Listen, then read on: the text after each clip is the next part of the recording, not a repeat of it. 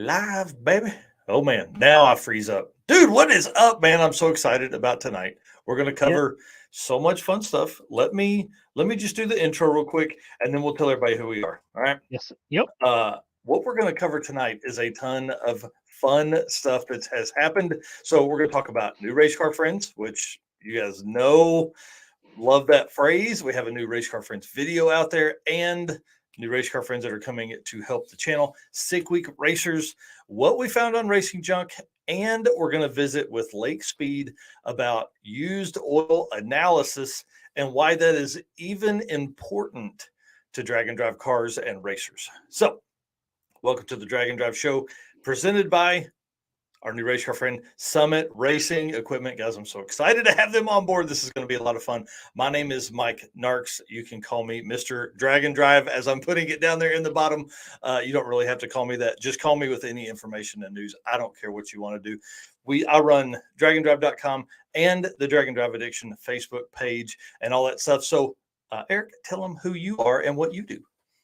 I am Eric White, and I run two different channels. I run 815 LSX Swaps, which you can guess is about LS swapped vehicles, Mm-hmm. and Motorsports Paparazzi, which is my media page for everything motorsports.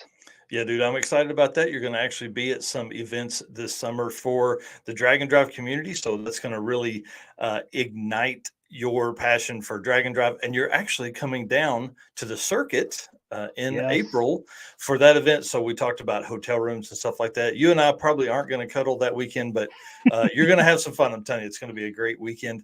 And I want to start the show. I want to give a quick shout out to Devin Vanderhoof and his recent Drag and Drive win. Him and Jordan Tuck went down and dominated Sick Week. We're going to talk about those guys in a minute. But Now also, I didn't see him on the class winners list.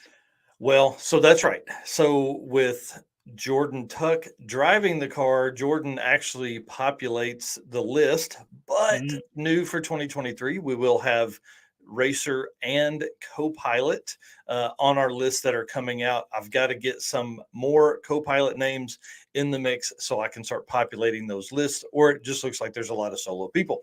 So I'm messaging through the groups now, trying to find out who is everyone's co-pilot that made the list. So I do want gotcha. to quick shout out to Devin for his recent video for drag and drive tips and tricks and all the stuff that he did to make that car competitive. I will link the link. I will link his video. Man, dude, it's been a long week. I will link his video in the description down below so you guys can go back and watch it after you get here, after you get done watching tonight. Because I'm telling you, you guys are going to want to stick around.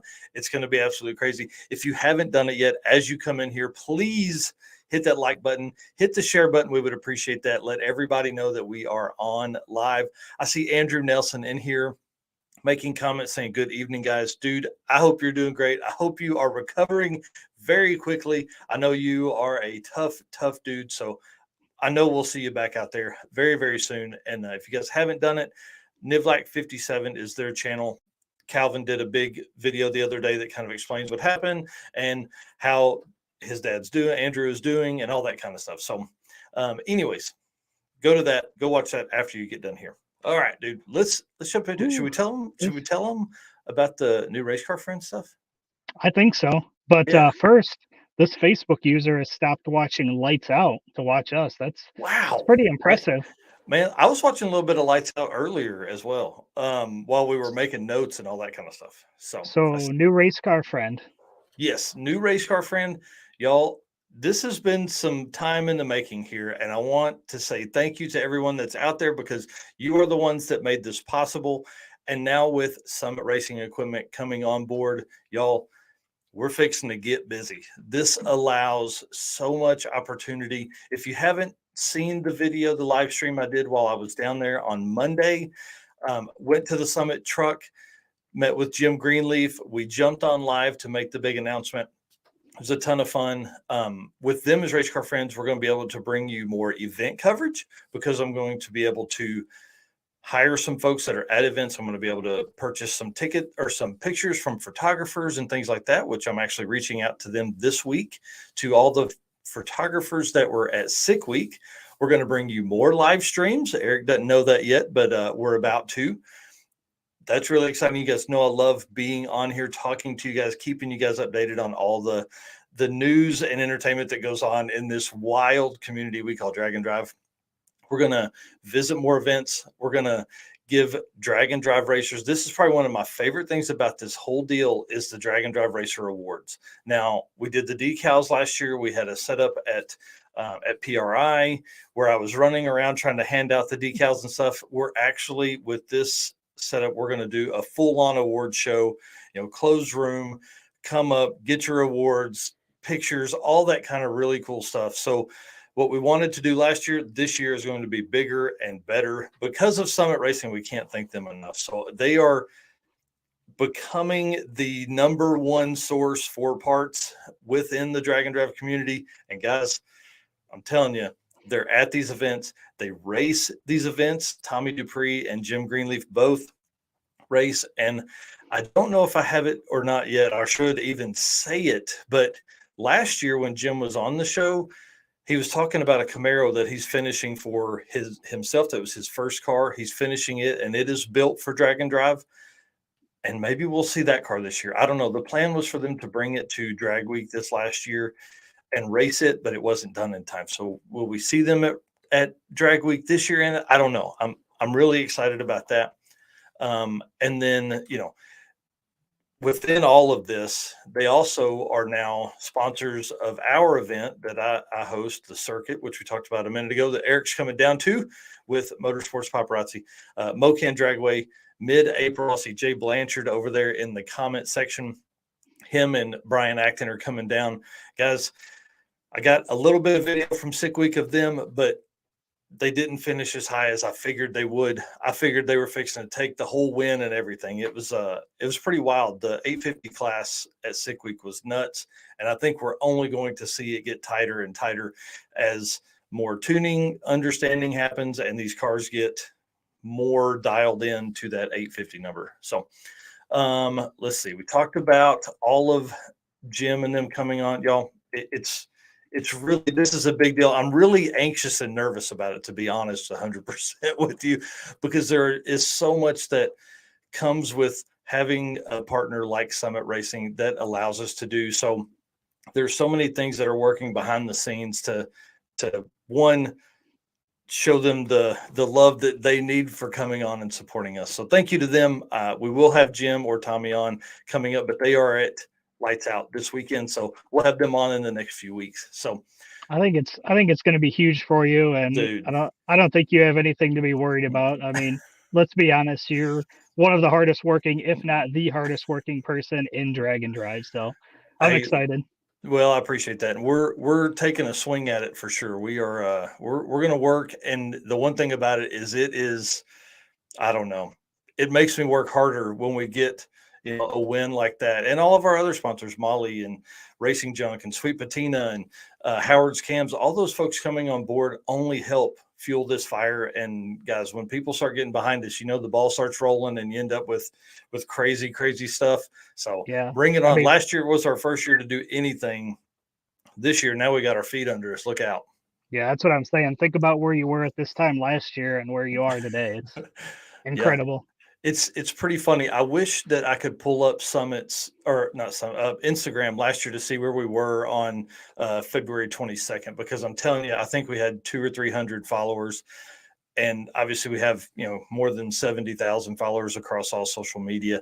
And I'm going to start posting again to TikTok. You've been on me. I'm going to do it. I'm going to post some stuff this week. So I've heard that before. Yeah. Well, it's going to happen this time. I see Derek Putnam saying both 850 classes, 6 street race and street race 275. I don't know if you guys watched. Yeah, I don't know if you guys watched the Friday live stream, but I was doing math at home, and I'll explain why I was home here in a minute. But I was doing the math at home based on all the stuff. Every time one of those guys would make a pass, I would literally type in what that pass was and see what it did to the run order. If they were faster than, I had if they're faster than an 854, what does it do? And somebody around like a 8536, and I'd be like, what's that mean? And Jordan and William Lujan swapped 4 or 5 times, I think, just in the times they were making passes, and ended up racing side by side once. And I think that is what determined the winner of their class. Like, it was absolutely nuts. It was intense, to say the least, for sure. I see David Maxon said that Summit delivered a throttle cable last year at Midwest Drags. Yeah, good bunch of guys over there for sure. One thing we did do is dragondrive.com racer lists are now presented by Summit Racing. You can find all these at dragondrive.com. And then the top 100 is uploaded right now, and it is all new for this year. Of course, we don't have any co-pilots on there yet, but it is coming. And then Michael Westberg, number 1, went from number 2 on the list last year, now is number 1. And then our buddy Cooper Spaghetti, is number 100 in the bump spot. So that's kind of cool. He had a big share the other day on that, and that really helped the channel grow. We picked up a couple hundred followers that way. And what's Devin talking about? He was a Facebook user. Yep. So I see Devin in there, dude. If you didn't catch it a while ago, thank you for the video the other day for your YouTube channel. That was great, for the tips on how to survive a drag and drive and how to build your car for it. Yeah, I really liked that, and a lot of that was what we talked about when he was on the show. But a lot of good information in that video, so people should definitely go check that out. Yep. And I think the automated part of what he preaches all the time is what people should really do. Like, they weren't flipping switches when it would get hot or anything like that. So it's really, really a great video. It's about 13 or 14 minutes long. I think it really lays out why all the stuff worked. And the other side of that is that car is a top level fast car, probably the fastest car of the event, on like Wednesday, Thursday, Friday. I mean, it probably could have ran at the front with any of them. I know he got real close to some 6-second passes, maybe even had made a 6-second pass on a 235 tire. So we'll see what he does with that through the end of the year. But again, right now, Jordan's name will be populated on the 8th mile list, which is built and backstage on the website. It just hasn't been turned on yet. We need a few more items of artwork to finish that up. And then all of the 11, 12, 13, and 14-second lists will be populated from that as well. There's not very many of those cars from Sick Week. Most of them were, faster than 13 seconds. So there'll be just a few on 13 and 14-second list. Trying to think what else about list stuff. There's so much coming. We are adding a national 8th mile list because of Devin's event, now with Devin and the Rowdy Radio classes within Sick Week and Rocky Mountain events, and then Miles of Mayhem. So we're doing a national 8th mile 235 only, and then we're doing a national 8th mile 275 plus list. So I know everybody got a little wild about lists last year, about there being too many. We'll sit down and hold on, because there's going to be more for this year. But there's so many events and so many different styles. I don't feel like it's fair for a 235 racer. And everybody, I think, feels the same way that has, made their comments to me.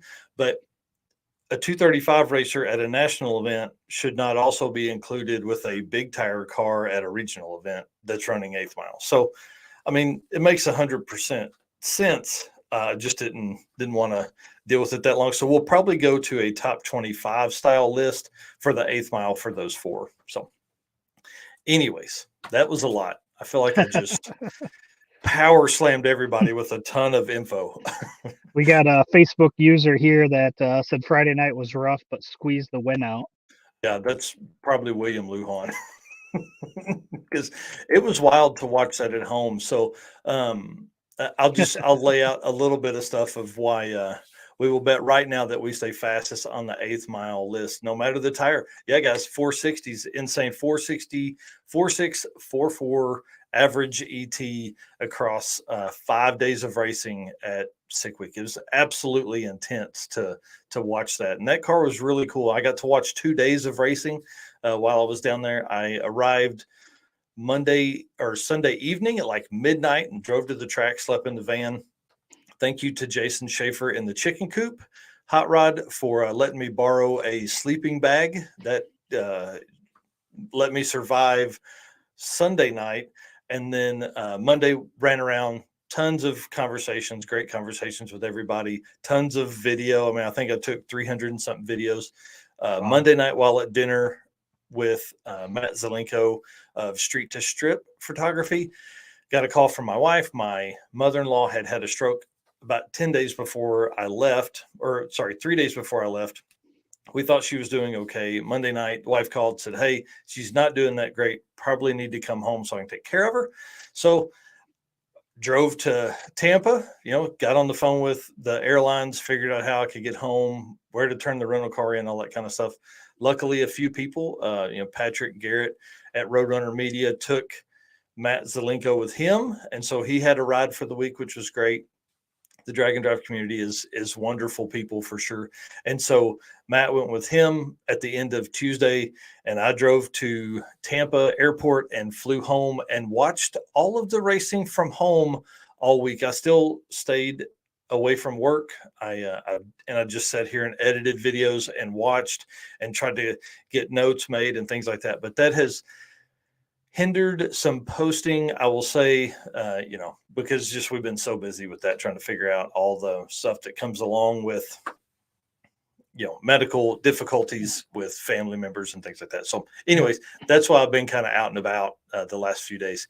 So, and haven't posted nearly as much. Yeah. Family always comes first. So you did the right thing there for sure. Yeah, it was very hard. This was the hardest trip I've had to leave all of my friends down there.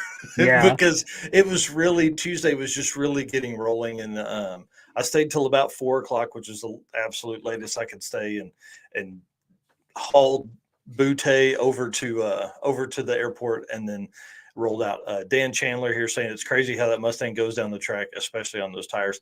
I mean, Devin said in his video that car makes 3,200 horsepower.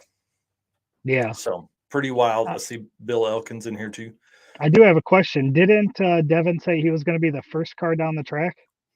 I think he was the first car down the track. Was he? That was going to be my think question. In competition, he was the first car down the track. Okay. And then went one and done the rest of the week. I don't think they made more than 10 passes all week. He'll be able to tell us in the comments there in the chat.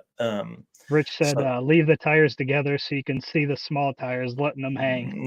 Yeah, it maybe, I don't know. We'll see how many people we end up with at the end of the year. If we don't have something that I feel like is a good representation of the top 25, we may combine lists. But I think with the quantity of 235 eighth mile racing that we're going to see this year from national level events, Miles of Mayhem, Evans 2 events, both Rocky Mountain events, Rocky Mountain and then Race Week, and then Sick Week. And I'm sure they're going to do a 235 class for Sick Summer. So by the time you start doing all of that, like that should give us enough to handle a top 25 or even top 50 list. Yeah, Devin says 1 pass per day, except the last day we went with my 442 up, but the track went away and we spun 40 feet out. That car just did work. It was amazing to watch. So yeah, and to be able to do 1 pass per day on a 3,200 horsepower car is that says something about the way it's been built for sure. Yeah, and a 235 tire. So 26 8.5. I mean, that's a tire that just absolutely must be, it's ragged edge the entire time he's making a pass. And obviously he's the fastest. We did have another 4-second car in the 8th in the Rowdy Radio class. I just can't remember their name off the top of my head. So we'll get that in just a minute when we're talking about Sick Week stuff. I'll flip over to the spreadsheet and get it figured out. Faster than Brett. Yes, Devin is definitely faster than Brett as far as at a drag and drive event. So Sheldon Root. Yep, there we go. Cool. And especially when you think about how he made 1 pass per day, and then think about the number of cars that broke down during the week too. I mean, those were some big names broke down pretty early on. Yeah, and we're going to talk about that number here in a minute because it is the largest percentage of attrition we have seen at any drag and drive event. And that's what happens when you are thrashing to get your car done at the end of a year of racing and then come over into a February event. A lot of times these guys are not used to getting a car ready for this. So they're racing in drag week, and 4 months later you're here racing in sick week. So pretty intense year, and we'll just see more of that as we go. It's going to be harder and harder because there's things that are working behind the scenes that will make people want to attend more events. I don't know how else to say that and not give the beans, but there's cool stuff coming. I promise you, cool stuff coming. We've been working with a lot of folks to try and really push this community to that next level, and I think that's what we're going to do. So we definitely want to hear what your experience was in the chat. If you're over in the side, if you're watching this now, and if you're watching this later, in the comments down below, please, about your experience from the event. If you were paying attention and have been around for a while, you know that we have, I typically turn funny comments or motivational stuff into memes and throw them up on the page. I really love doing that. So throw your good stuff over in the chat or down in the comments below, and you may see your name and car on on a meme coming up. So so talking about cars that dropped out, there was not only cars that broke, but we had a couple bad accidents too, and we talked a little bit about one of them with Andrew. Yeah, so let's start with him in the Volvo that was literally built for Dragon. I've built right up to, days before sick week. They were on the dyno for the first time. A little Volvo they pulled from the junkyard. They're big into the 4200 Vortex series right now, and so those guys have built race cars for a long time and built a 650 cage for that car. 650 cage, 60 cage. I don't know, whatever. It's really whatever, your fast cage would be in this little bitty tiny Volvo. They did that, and the car was running well in the nines. Luckily, they had overbuilt a cage and not built something right up to the edge. And because I think he lost a oil feed line or something like that on the turbo, and I'm sure they can, 650 cage, he says in the comments. And I'm sure he'll tell us, and I don't remember from Calvin's video, but then I think it put a rod through the oil pan, and then obviously on slick tires, that creates a problem. Ended up in the air a few, I think 15 feet in the air, and then landed, and then was on fire for a minute. So pretty intense wreck, especially midway through the week. Kind of really, obviously nobody wants to see that, but especially if you're racing with your son and your wife, nobody ever wants to see any accidents or anything like that. But we did get to hang out with them Monday on the drive. We were actually right behind them, me and Matt, and so we got a ton of good content with them, and I'm sending that to Calvin over this next week. So, and the best part of all that is that he's here, he's in the comments, and everything is good. So safety equipment definitely on par. Yes, and that's one thing. Never skimp on.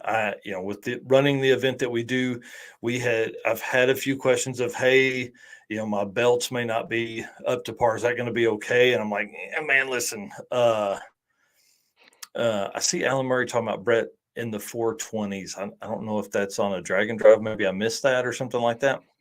In an 8th mile class only, because that's what, if someone runs an 8th mile, they may run a 420, but they're not going to populate the 8th mile list because it's a dedicated list for only 8th mile racing. So somebody may run faster in a 1/4 mile car, but we don't care about that because all we're getting is the data from the track itself or from the event staff itself. So anyways, the safety equipment did what it should for Andrew, and luckily he's safe and he's at home, probably laid up in the bed and resting. He said it blew the side of the block out. 9 quarts hit the track. So probably it got real slick real fast. Right. And then on day one, Dave Schroeder in the blue Corvette, their new vet, I don't know what happened there. Anytime you run 4 kits of nitrous and a gigantic rare Morrison block, who knows what is about to happen. But he unfortunately did the same thing. He actually, somebody said, collided with the wall at like 177 miles an hour. So that's pretty fast. Yeah. And so that it's a Bickle built car. So that did exactly what it was supposed to do and keep him safe. He walked away from it, and wrecks like that really put things into perspective of, hey, we're doing this for a lot of fun, but at the same time we're doing, you've got to be as safe as you can. There's a lot of times where people will maybe not buy that set of belts, or maybe go 2 more years on that helmet or whatever. Right. One of the things that Devin talked about in the video is a fire suppression system, which is a great idea, because it would be very easy to clean up fire suppression stuff compared to, all the parts and wiring and things like that you're going to have to do. So see, a Facebook user here says, it was good to see a decent number of fellow Canadians make the trip down. Yep. If not all, ran Miles of Mayhem up here last year. Yeah, there was a ton of Canadians. Got to talk to Raymond Houpe one day in the staging lanes, and we talked about why he chose a C6 behind his Coyote setup instead of a Turbo 400. And he said he's all for it. He doesn't care. He's like, I'm all for it, only for it. So I did see on Facebook that Schroeder, though, is pulling out his old vet now. Yeah. Yep. I don't remember what year that one was offhand. Yeah, I think it's a 66, and that car has won Drag Week as well. So they've won Drag Week in 2 different blue Corvettes. So that'll be pretty cool to see that car back out. Should we talk about the Tom McGilton bringing the 34 Ford out? Yeah, dude. Yeah. How many years was that sitting? 11.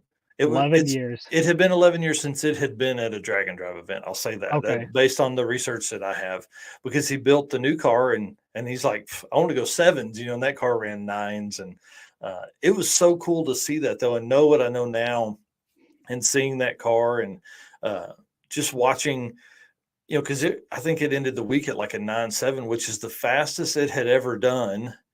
Yeah. Fastest average it had ever been. And I think in competition for a drag and drive that I had seen, it was the fastest pass it had made as well. So Andrew says he suspects that a chunk of the block cut the rear tire. Ooh. Other concern was we did have engine braking with the forward pattern transmission. Wow. Yeah, and one more down there. He says seat safety and comfort would be a good topic. Yeah, I would love to talk to someone in depth about that. I think that would be a great guest conversation. I don't know, obviously the in-depth ins and outs of that, but if there's a few people that would love to jump on, definitely message me. Mike at dragonddrive.com is the easiest way to get a hold of me.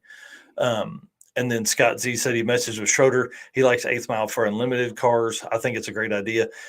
It's what Scott says. I think it's a great idea too. That is actually what we're doing at our event in April, mainly because I think you see a lot of pro mod classes are going to 8th Mile racing or 1,000 foot. I think once you shorten it to 8th Mile, it really opens up a lot of opportunity for more high level race cars to come in. We haven't seen a lot of that. We've seen cars that have kind of been purpose built for this. We haven't seen maybe a wild radio versus the world car or pro mod car being backed off enough to come into drag and drive yet. So I see Taylor Hedrick here says, I guess we'll have to wait to see a 7-second stick average. Yeah, we're going to talk about that. Yeah, we're going to talk about that. Yeah, I mean, like Chad Fagley completely annihilated his his transmission, and we're going to talk about that here in a second, because there's a lot that goes into winning these, and a lot of times finishing it is the way to win, and so we're gonna go over that. Hopefully we didn't jinx those guys by having them on the show beforehand. Hey, you don't talk about that. Scott Z says Schroeder said nothing good happens after 660 feet as a new unlimited class car. Yeah, I'm kind of into some 8th Mile stuff. It'll be interesting to see what happens. Again, you're looking at a lot of history brought into these events, and a lot of, legacy that a lot of people don't, do they want to change it? Do they not want to change it? All that kind of stuff. So let's jump into class winners. I want to say thanks everybody for all the comments there. Class winners, obviously Michael Westberg in the 91 S10, absolutely insane. 646 as an average. It was crazy. That truck absolutely works. I know they made several passes. He's on a cruise right now, or I would have asked, number of passes they made to get to that all week. I know they were shooting for a 6:30 by the end of the week, which is insane, especially considering, like, can you imagine how hard it would be to say, no, we're not going to make one more pass? Because a 6:400 is going to be as close as we're going to get to a 6:30. Oh, it broke my heart. Broke my heart. But Taylor said he'll never be back. We jinxed him. yeah, I knew it. That's I don't know if I even saw Jeremy Howell down there. He may have broken on day zero. I don't know. I didn't see that car, but that's not because I was, I mean, I was running around, but I don't know if I was looking. And the other wild thing about Westberg's S10 is it was just for sale prior to Stick Week. Oh, you mean when we featured it here on the racingjunk.com, found on Racing Junk? Yeah. Exactly. Yeah, and I feel like it was pretty inexpensive at $25,000 for the roller, considering the work that would go into making that truck, safe for that level. Right. And the way I understand it, and again, I'd like to get clarification from someone that knows more. I think he sold it to someone, so it's getting shipped back to Sweden. And so they were pulling the engine and trans out again, obviously as a roller. I think it's going back, and I don't know why they would pull the engine and trans here, because he's building a car in Sweden to compete over there for Street Week. That'll be a brand new setup that'll be even faster than the S10. So, well, somebody's going to get a real nice truck, I can tell you that. Yeah, with a lot of really cool history. That truck has been very, very fast everywhere it's gone. So that's pretty cool. Throw an LS in it and go race it. Dude, I wish I had a lot of money, because I'd do dumb stuff. Like, I would buy that truck, and then I'd put like a junkyard 300,000 mile 5.3 in it with rattly lifters and like a 78, 75 turbo. Make like 500, and it'd just be dumb. People would pop the hood and be like, "What is it?" I'd leave it dirty and gross and everything, man. You might need to call someone up and say, "Hey, can I get some here? Can I get some shiny valve covers for this?" Howard's cams for a good cam, and then get set up. We need a turbo sponsor on here, turbo person. So hey, that's a good idea. We could take all of your sponsors and do like a build off, and we could build one drag and drive car. I've been in a build before. We built the Volvo in 5 days. So I'm not going to say anymore, but okay. Unlimited Iron, Alex Taylor in the 55 Chevrolet. She had a 6-second average. She almost ran sixes all week long. On the final day, she ran a 7.087, but every other pass was a 690 something. And I think they had troubles on the last day, right? That's why they didn't get the 6. Yep. Yeah. So they just she would either spin the tires, or it would shake the tires and was turning stuff off. I think they ended up making 4 or 5 passes on Friday. Was that the day they broke like the gear vendor or something? I thought I saw that they broke like 2 or 3 or something. I know they were having a bunch of issues. Yeah, when the tire, and that's one of the biggest benefits, and we'll have Rick Johnson on at some point in the near future, but that's one of the biggest reasons people of that caliber run the gear vendor, is because if you have a situation where the tire's shaking, it's going to break something, it's going to break the gear vendor, which is easily. Yeah, Scott Z says they broke 3 gear vendor setups that day. Yeah, I thought I read something about at least 2 or 3. They were having all kinds of issues. And yeah, it was pretty intense. Say what's up to Dirty Panda too. Yeah, man, what's up? She reset the fastest woman in drag and drive title from a 754 to now a 6,986. Pretty impressive. I see Paul Castiglione. He is the intro to a few of the videos that are coming out the rest of this week. He came up to me. Literally, I'm filming on Nick and David Deal's car, and I pan up and I see Paulie, and he's like, "Race car friends." And it was perfect. The way he said it, everything was great. So Paulie C, love you, bud. So yeah, Alex Taylor resets the female fastest woman in drag and drive history title, with Tina Pierce literally right on her heels. I mean, she was running 7.0s all week. So very, very close. All Alex needed was to make one slip, and Tina would have taken that from her. For about 45 minutes on Friday, Tina was in the lead. Oh wow. But then Alex came out and laid the smack down on it and ran the 708. So finished it up pretty well.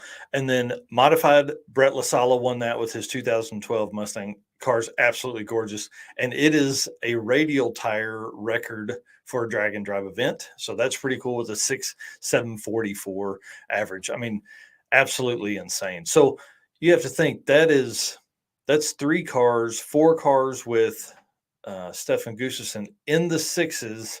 Well, actually, hold on. Let's just jump over to draganddrive.com. It is our home screen. When you type in draganddrive.com, you are taken right to the 2023 fastest 100. You can search by name. So we got Michael Westberg, Stefan Gustafsson with the 6,598, which was faster than his Sick Week 2022. Brett LaSala 6,744, and then Alex Taylor 6,987. So we technically have more cars in 2023 in the 6s than we had at this time in 2022 in the 6s. So it is shaping up to be a faster year. So it's pretty awesome. And once we get through all these class winners, we'll talk about that number 1 spot and how much it's changed over the last couple of years. It's actually pretty incredible. Yeah, it is intense. Pro Street, Clint Sadowski won it in his 68 Camaro. Y'all, that car is one of my favorite cars. He's one of my favorite people. Jim Parkinson was his co-pilot, tuned the car, did a lot of work on the car. I think essentially built it. And it is a very, very, very nice first-gen Camaro. 769 with a 7 average for those guys. Absolutely killed the week, man. It was amazing. And they're both really nice dudes. Super Street, this is kind of a cool name you haven't heard in a very long time. Eric Yost. We all know who Biggin is, but he actually brought his own car out. So Customs by Biggin, big name in all of this stuff and all of like radial racing and things like that. His 68 Camaro ends the week with a 746. It's his first drag and drive as a driver since Rocky Mountain Race Week 2015.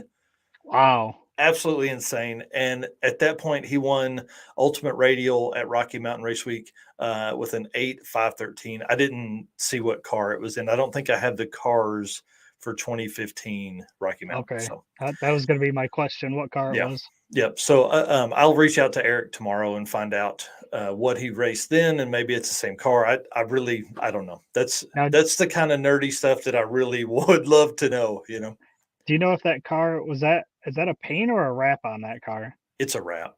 Okay. Yeah. It's definitely unique, and you can definitely spot it out for sure. Oh yeah, I love the patina look on it.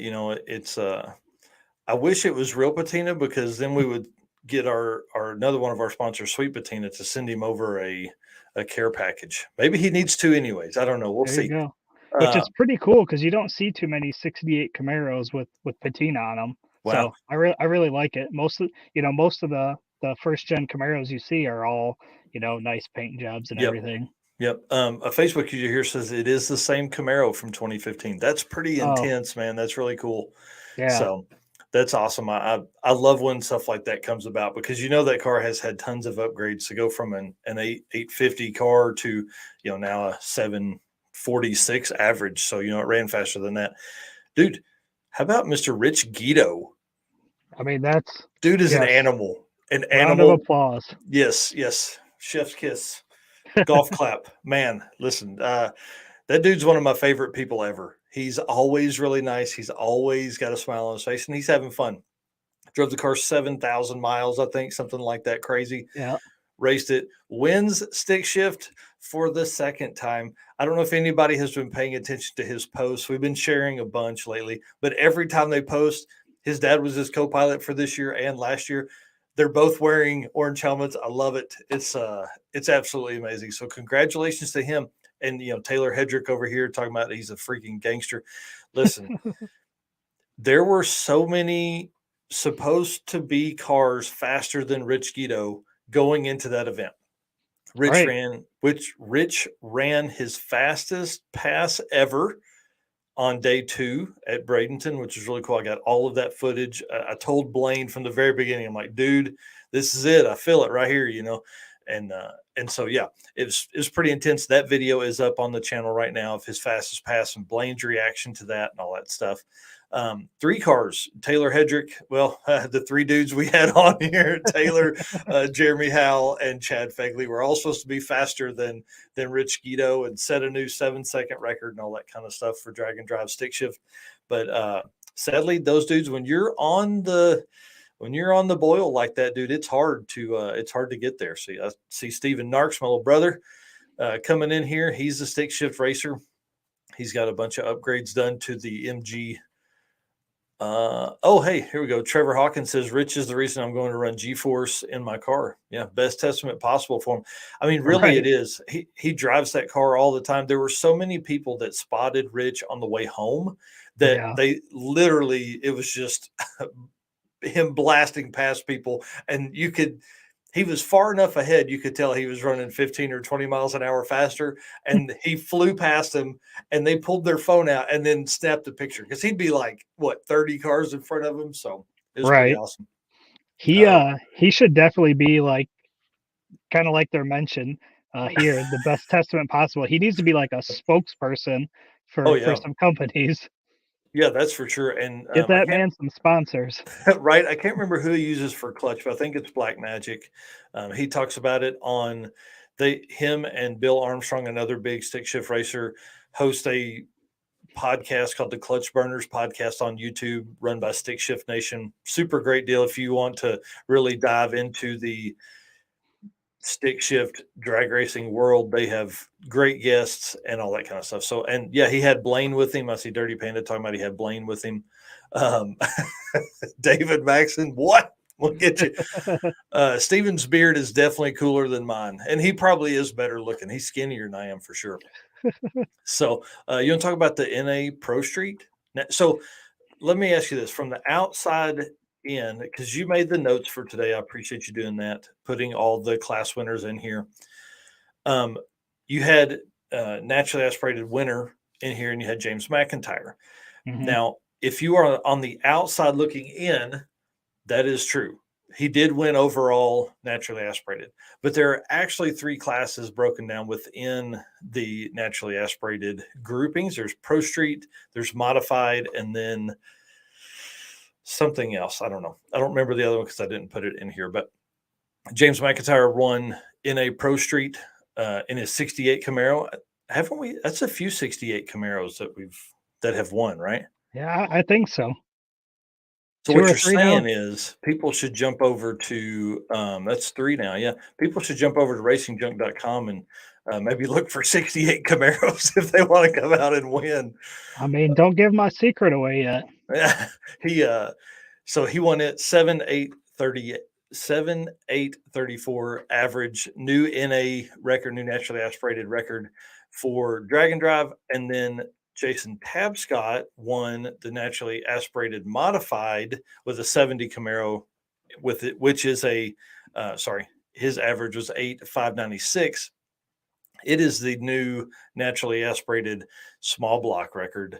And it was actually reset by Jason himself from his 8.696. So a full 1/10 of a second faster average from Hot Rod Drag Week 2022, just a few months ago. So pretty intense week of naturally aspirated racing.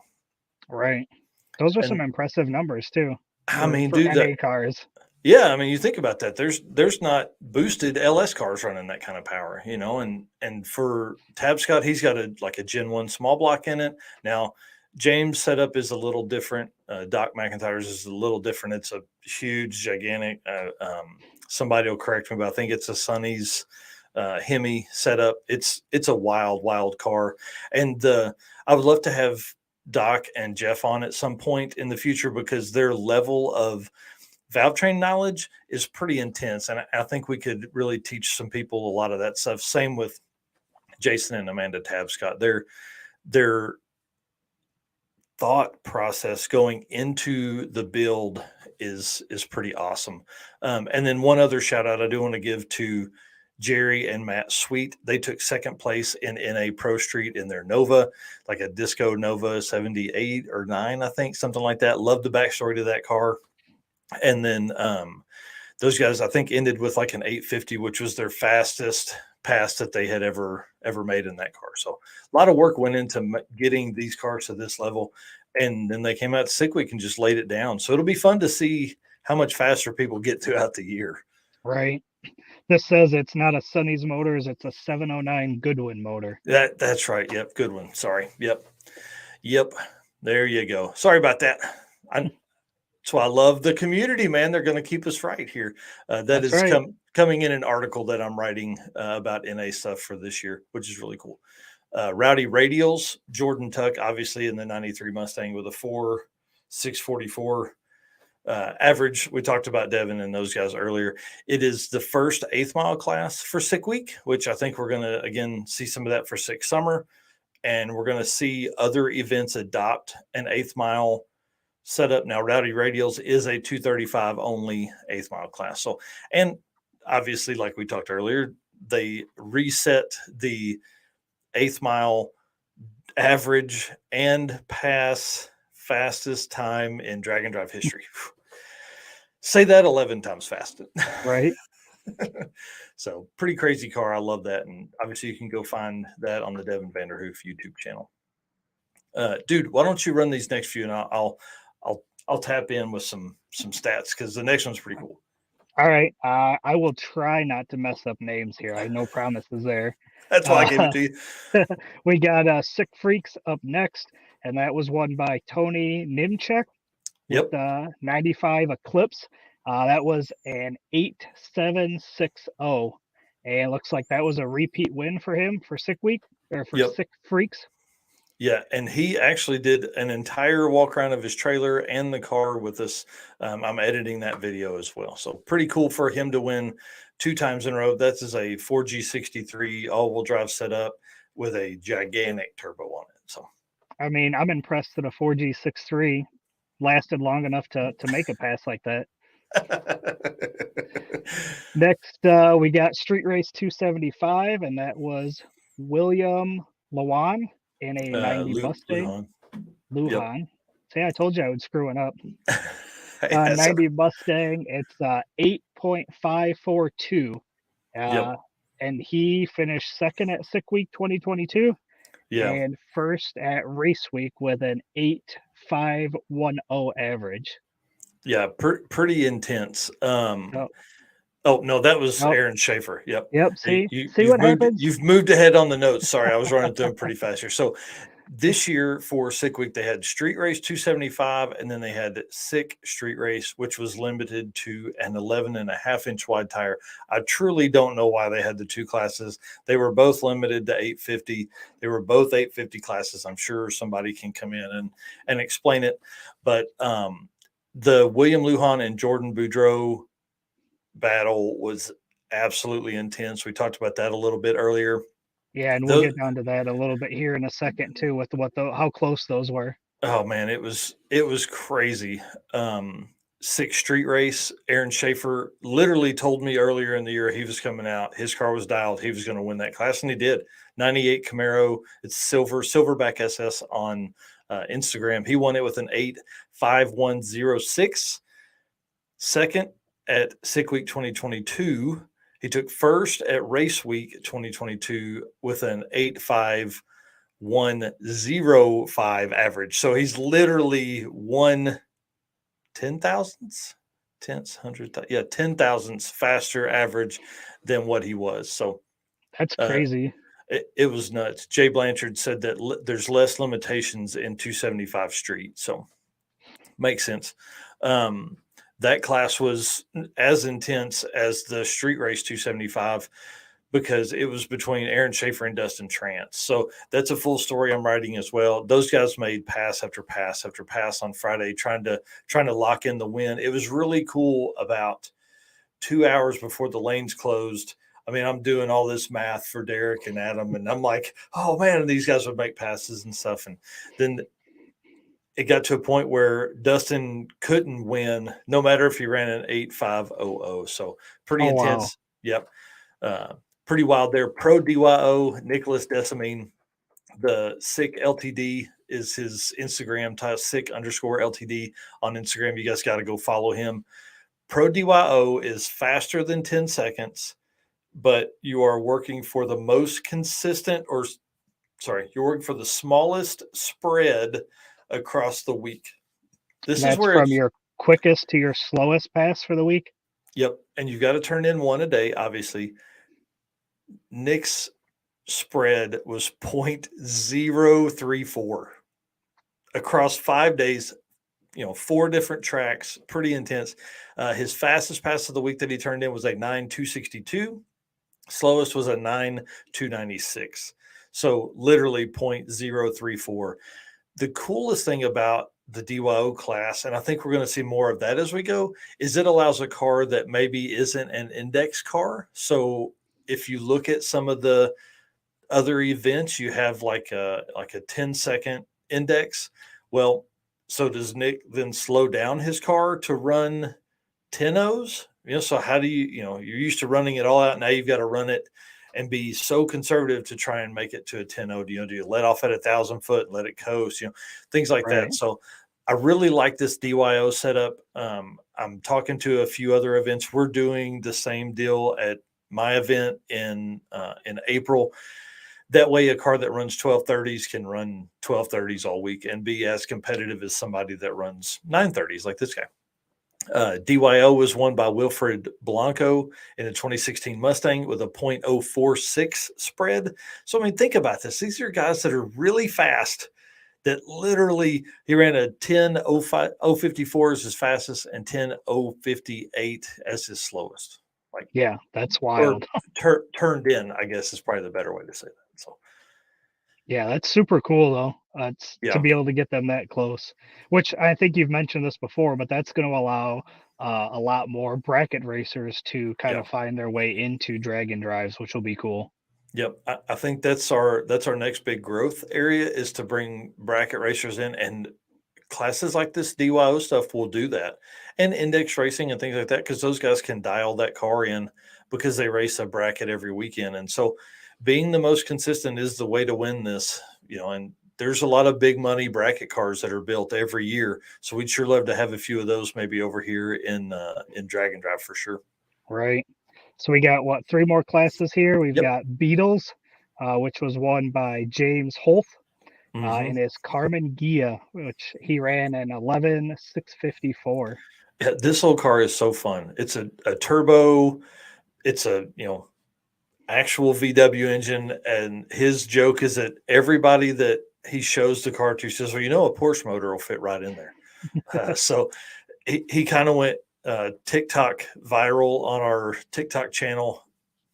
I think right after Sick Week last year, with all the comments about Porsche engines and how I misspelled Carmen Gia. So it's I pretty good. Couple 100,000 views. Yeah, if you wanna go viral on TikTok, screw something up.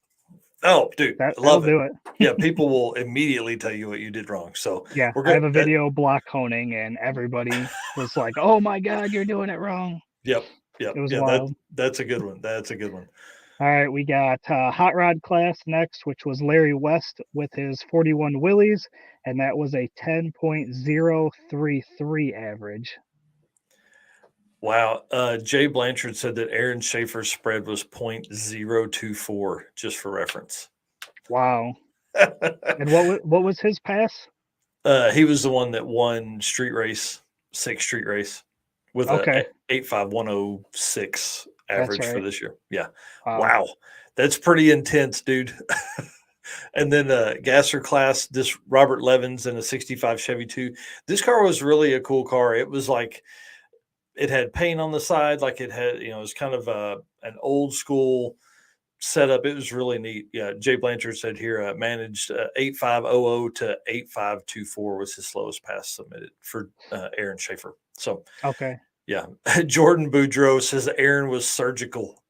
Dude, hey, he laid it out early on. The guys that were in that class with him knew he was coming to win it, and obviously finishing race week with an 85105 average compared to this 85106 average, dude's got the car dialed for sure. So And that was the 4th time in drag and drive history that an 8500 has happened. Yep. So that's Especially at a national event. So I yeah, don't keep track of that stuff in regional stuff, but yeah, national level week long event, fourth time in history, and 18 years of drag and drive stuff. So pretty impressive. right. Yeah, Robert Levins won the Gasser class in his 65 Chevy 2 with a 12,117 average. Pretty cool car. I'll show a video of it. I've got just a snippet of it that'll be up later this week as well. Yeah, close classes, dude. These were wild. I mean, and here's what's crazy for people to understand at home is like we're talking about the averages across the week, not your all out hero pass, right? Right. So street race 275, William Lujan, 8.52428. And then Jordan Boudreau is an 8.5436. And Jordan here in the chat says we hit a 499 and a 501 during the week. Yeah. That's the other part too, right? So these cars are obviously faster than 850. So they're getting there and they're having to either slow down or turn the dial it back or not make as much power or anything like that. Sorry, I've got a text here from the kid. Yeah. Well, So lead us on there. so the difference between those two passes is 0.0008. Yeah, Like how crazy is but that? between those two averages, dude. Between those Yeah, two averages. averages. Yep. Yep. So, do Pretty you wild. know, you probably don't have this data point, which maybe you should. Is that the closest between two drivers, two places? Um, I you mean, mean that's like really close. in class stuff or Yeah, oh yeah, I would think so. Um, I don't think there was anyone that was trying to think back because what I'll typically do is run a formula to figure out, one, how those classes are stacking up. The only other race I think that was that tight, there was one that was no, it was between William and Jordan. It was 0.0013 going into the final day. So okay. they had a tight race all week. So then our second one was in the sixth street race, which was Aaron Schaefer with the 85106 in first place, and second place was Dustin Trance with an 85192. So Hmm. the difference there was 0.0086. So not Yep. as tight, but still very, very close. Well, I think like once, like people looking at this data now, it's kind of like the armchair quarterback Monday when these guys are talking, like when you get your talking heads. Right, Oh man, they threw for 322 yards and these guys threw for 284. Like it comes, but this is across 5 days of racing because right, they raced all week, not we, they raced all week. I mean, it was intense. It was cool sadly, I wasn't there to watch it in person, but watching it at home, I think was just as cool. So, oh because yeah, that gave me an opportunity to run and do the math. So next year, I'll be running around with my computer or next event, I'll be running around my computer doing the math on site right then, right as we run through the week. So the biggest part of that is, it comes down to what you turn in. right, So there's a lot of strategy that goes into that. And that's why I like the real time results for Midwest Drags, which I'm announcing at again, is because if you see, let's say that Aaron Schaefer had turned in his time. Well, Dustin, instead of like, okay, doing the math and stuff, he's like, okay, well, Aaron's locked in at a 5,106. Now I know one, I can beat him if I run an 8,500, or there's no way I can win. Then you can make that decision once the racer turns it in. So real time right. results, I think, really change the game. And so I'm excited to be back in the middle of that and see what that does. One, with the lists as well, because there's so much stuff happening behind the scenes on the website that it's by Midwest Drags, we're going to have a crazy, crazy setup. So, Yeah. uh, So talking about the list, we mentioned this earlier, the mhm. top 100. So first was Michael Westberg. Yep, His time is quite a bit quicker in this first event for this year yep, than the last 2 years, what it was after the full year. yeah. It's pretty intense. So top, Michael Westberg, number one as of right now, 6,464 average on our list. top 100 for 2022, Mr. Bailey, 6,583 from Drag Week. And then top 100 2021, Dave Schroeder, when he won Drag Week with a 6,739. So pretty impressive stuff there. And then, also we have Cooper Bugatti at the number 100 spot with a 10 at 323, which as the year goes, that will fall. I don't think, and everybody make your predictions here in the chat, but I think we will be able to populate an 850 standalone list by the end of the year for national level events. Again, we're going to have 7 national level events this year. So to do that, you have to think about this. You have to have 100 unique racers finish a national drag and drive event. There are 7 national drag and drive events, and they have to have faster than an 850 average. I say unique because one racer cannot populate 2 lists unless they are in 2 cars. So wrap your mind around that.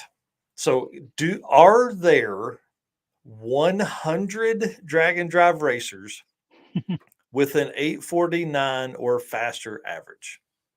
That's pretty intense. That's what we need to do next. That's what we'll have for next week, or maybe even this weekend's Drag and Drive news, is what the top 100 number has looked like for the last few years. Because I know it was in the 9s for 2021, and obviously it was barely in the 8s for 2022. And we actually had 4 cars that were not populated on the list. They are an honorable mention between the number 100 and the 900 index type class. Steve says he bets the top 100 will all be in the 8s this year.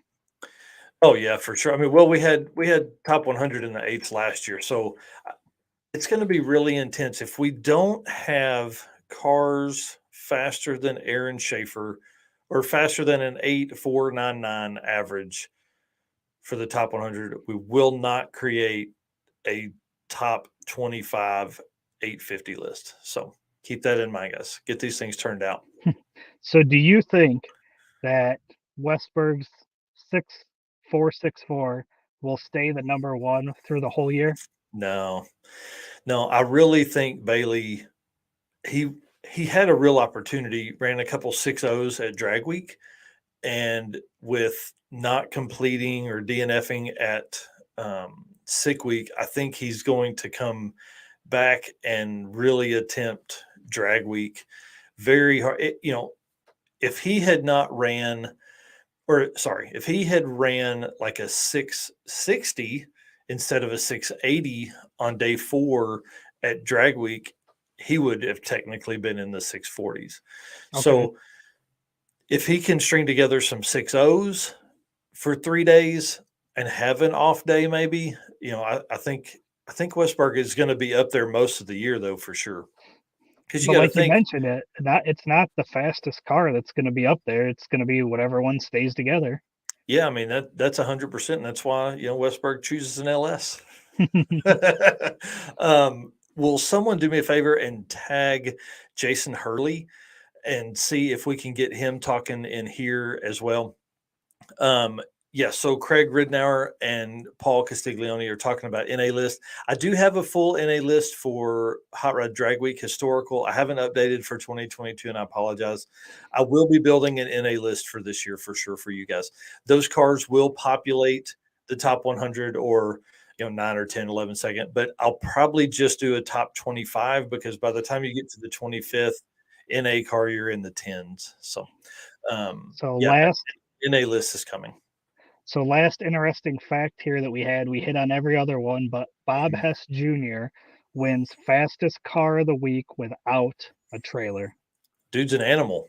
And I don't have his number though. I don't know what that was. Yeah. Hold on, I'll tell you. It'll take me just a second. Where can you find that at? Yeah, you can find that at Dragon.com. He's an 850 car. And when you type in dragondrive.com, it brings you right to the Drag and Drive Racers list presented by Summit Racing. You can pop right here and look in the search let me actually hold on. Let me share my screen and we'll do this. Mr. Lake Speed, I see you there, sir. Hang tight with us just a second. We have run a little long here, and I apologize. Where is my? There it is. Craig Lake's like, man, says these guys he's are just 65 jabbering now, on. but will be out by the end of the year. Yep. So Bob has, see how easy that was? 7.726 average on sick week 2023. So that is the fastest car without a trailer.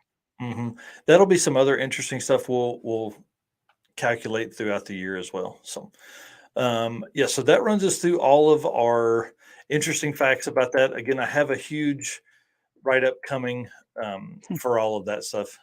Jeff McNeil said he just beat us out for fastest without a trailer. I can't believe those guys. When you yard sell like that, that is pretty intense. So that means it's like, I'll explain it to you guys that have never packed everything in your car every day. Essentially, you're going to pack every bit of stuff you're going to need for the entire week. So imagine this: you're on vacation with your family. You load the car up, you drive 8 hours, you get to your stop, you unload the car. Then the next morning, or say 6 hours later, when you're done at the beach, you load everything back up in the car that you brought, and then you drive another 8 to 10 hours after sleeping 3. And then you get to the next spot and you unload your car, and then you reload it up 4 or 5 hours later. And then you do that for a week. It's pretty wild. I don't know why anybody does that. So I feel like I heard that story last night somewhere. Yeah. So I was on with the Women's Motorsports Network with Melinda last night talking about that. And then tomorrow night, I'll be on with Mr. Big Glasses, drawing a blank. Help me. Between the Slicks. You didn't tell me. Monday Morning Racer. Sorry. Like I said, it's been a long week. Let's thank one of our sponsors real quick, and then we're going to skip ahead and we'll do the Racing Junk segment at the end so we can bring in Lake Speed so everybody can learn something. I want to thank Molly Motorsports. They are the official pistons of dragandrive.com. The Power Pack piston is a perfect candidate for your drag and drive car.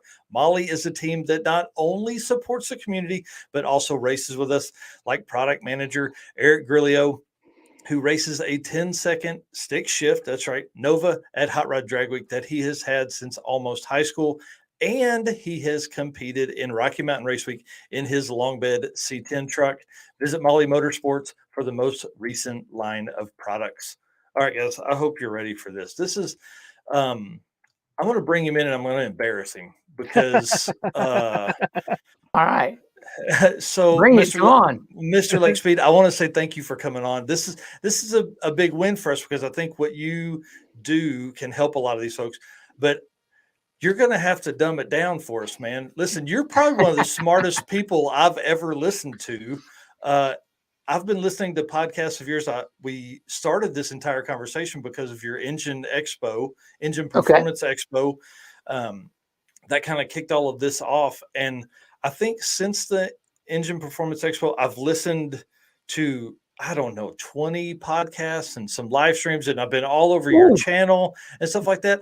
I'm really interested in the oil analysis brought to us by like Speed Diagnostic. Dude, that stuff and your knowledge is going to be really cool, I think, for the folks that are watching this that have a car at home and all that. So, Eric, do you want to introduce him and then we'll let him talk about himself too? Yeah, absolutely. So this is Lake Speed Jr., Total Seals Piston Rings, VP of Sales and Marketing. Is that correct? I hate titles. Just skip all that crap. I'm not much for all that junk. I guess they got to give me something, right? But yeah, yep. I'm a tribologist. That's how I refer to myself, right? Tribology is the study of friction, wear, and lubrication. And as people may or may not know, depending upon what their interest in motorsports was in the 80s and 90s, my dad was a former NASCAR driver. Yep. He raced in NASCAR for 20 years. Wow. And then I was fortunate enough myself to work for Joe Gibbs Racing for 13 years.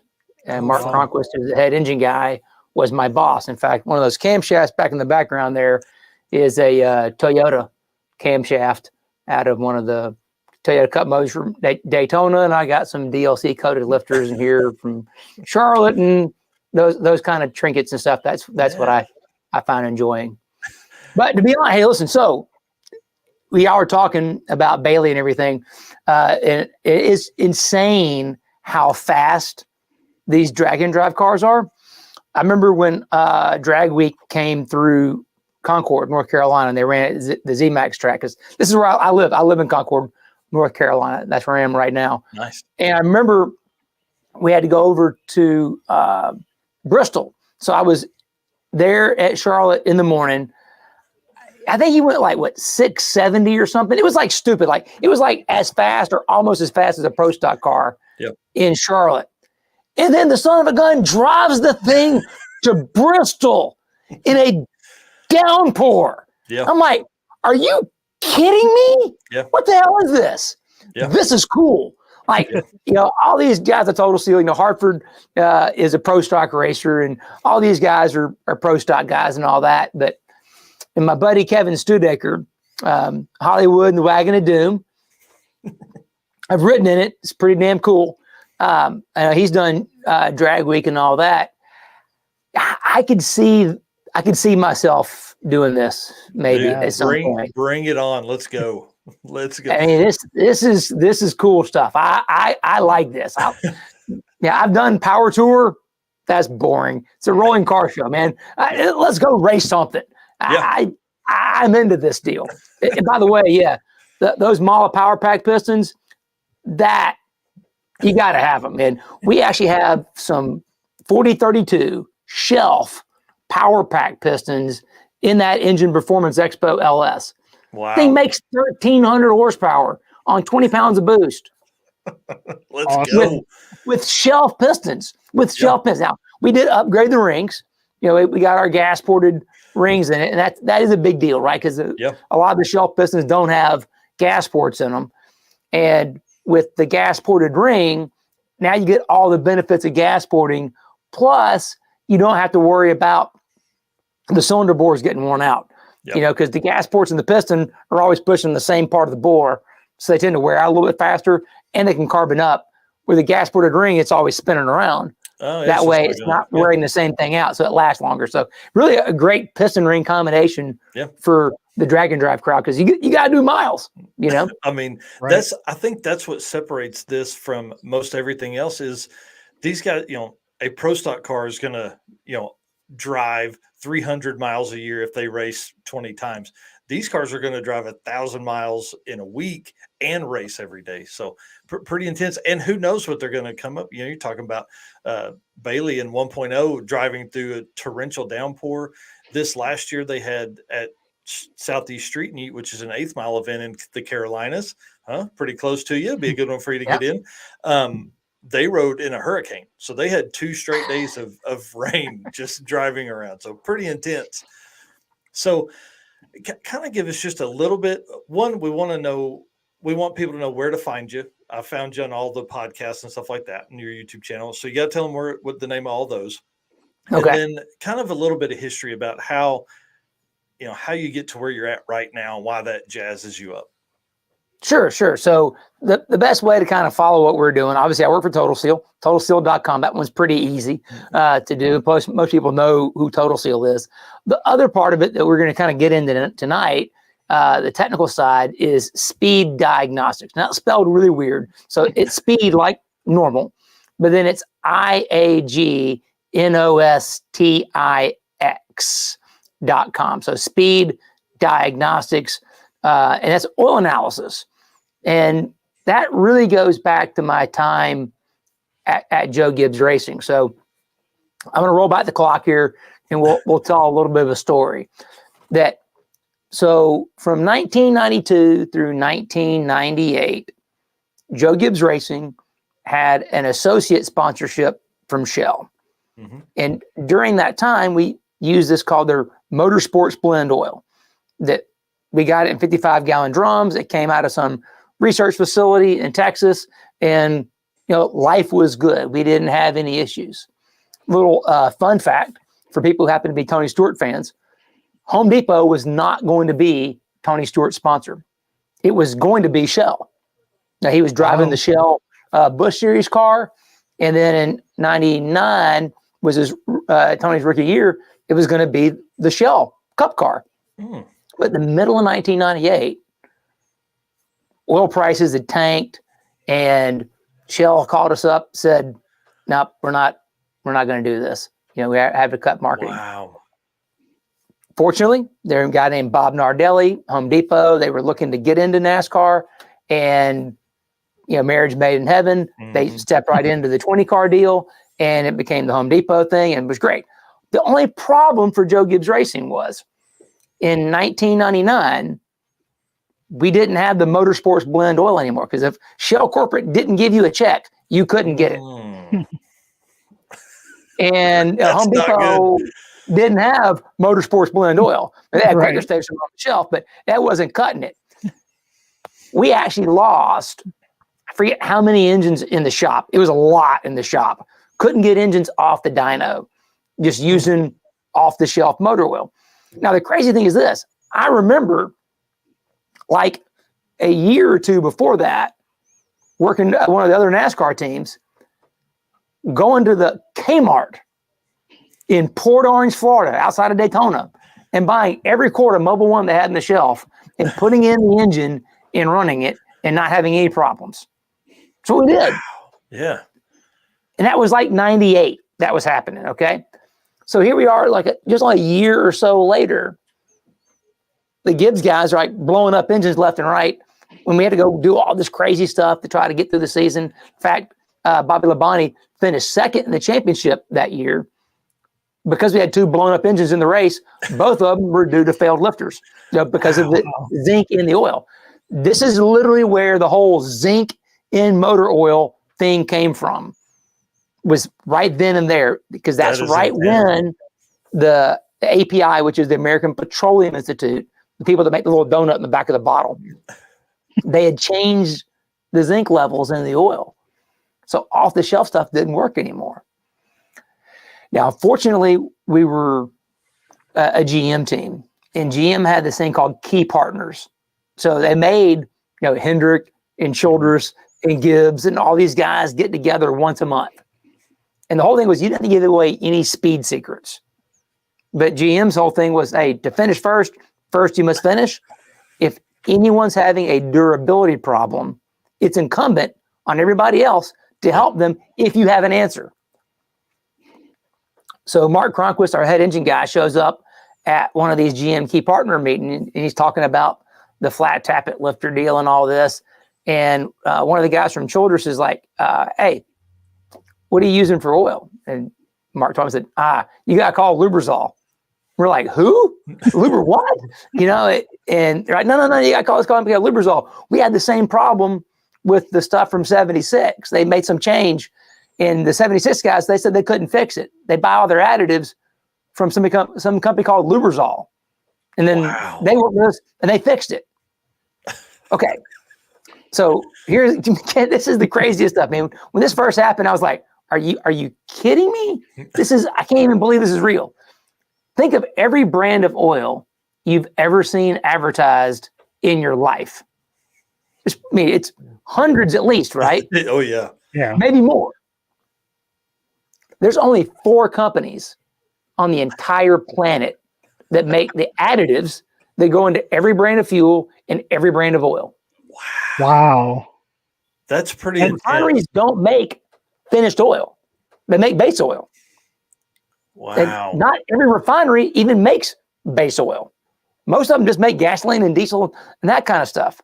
Yeah. When you're talking about a synthetic oil,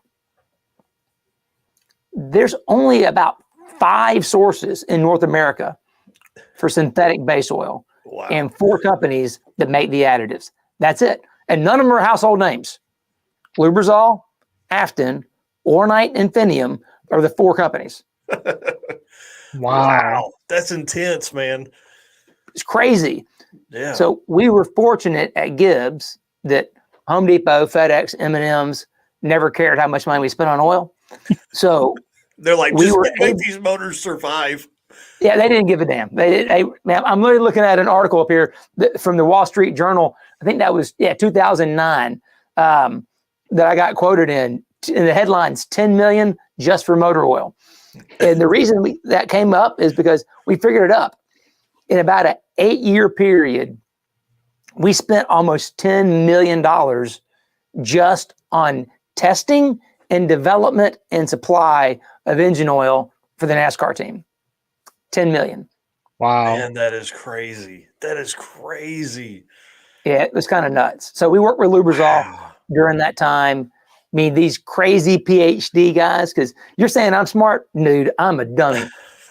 Bill Abraham, those guys they're really smart guys. Doug Jane used to work for NASA. This guy was a failure analysis engineer for NASA. See, I think that's what's so cool about the car stuff is because like you put that dude in a room and the level of knowledge is what, like him, Billy Godbold at Comp Cams. I mean, those guys are so smart. Like, oh God, yeah. And then they're working on car stuff. I love it. And they're all gearheads. They love it. In fact, in 2005, when Tony Stewart won the Brickyard 400, which is his first, Brickyard win, we actually got Brickyard win rings for all the chemists at Lubrizol in that group. We had a little Skunk Works group that did this stuff. They all got Brickyard 400 wins because it was also it was the first race on a brand new formula where we had kind of gone clean sheet and said, okay, we had been doing this for a couple of years. It was really good. We got this new idea. Let's really kind of swing for the fence with something different. And we had run it and done a bunch of testing with it on the dyno, and it looked really good. But that was the first race for it. Wow. And we won that race. And I remember because Casey Kane was actually a little bit better through the corners than Stewart was, but Stewart would drag his ass on the straightaways. We were like, yeah! Right. So it was cool. So that is awesome. And I think one of the reasons I really like listening to your stuff is because there's a lot of parts and pieces like that you talk about, like a total package, building a complete. You and Ben Strader talked today, and the thing I listened to was about your entire package being right and picking up. I think you said 300 horsepower in the total seal LS. I'm like, wait, what? What are you talking? So pretty impressive stuff. We've had, again, the fortune of being able to utilize that NASCAR experience and then have this next chapter in my life out beyond NASCAR, where we begin to take and apply the things we learned in NASCAR to everything else. And it is kind of amazing and neat to see what happens when we do that. Oh, yeah. Because sometimes the gains are huge. Sometimes they're incremental, but it's like all the stuff we did works. Yeah. And so it's like, keep doing it. It keeps working. Well, and one of the biggest things for these guys in drag and drive is longevity. Like we've with so many events now, these cars have to work. They have, because it's not just dragging that car to your local racetrack to win a point series. It's, hey, I'm going to drag this car 800 miles and then I'm going to drive it 300 miles away from my truck and trailer, So like these things have to work. And, I just think what you're doing and then what we're going to talk about is the way to get there. Well, that's really, I was going to say that's where the oil analysis or Speed Diagnostics came from, is that we did this stuff with Lubrizol internally at Gibbs. As we were developing engines and developing the oil analysis was a critical part of it. You didn't do anything. You never ran an engine on the dyno that you didn't take an oil sample if you were working on development of something. Wow. Everything went back to the lab. We looked at it and we could see what was going on. It was always part of what we did. Then what happened was, as time goes on, Lubrizol was purchased by Warren Buffett's Berkshire Hathaway Corporation. And then within a couple of years, the company just changed. They went from being an independently owned research company that, made some money, but now they were owned by people who were investment people. They made money. Yeah. And this racing stuff, they weren't interested in anymore. So that's where we started Speed Diagnostics to take care of that need for Joe Gibbs Racing.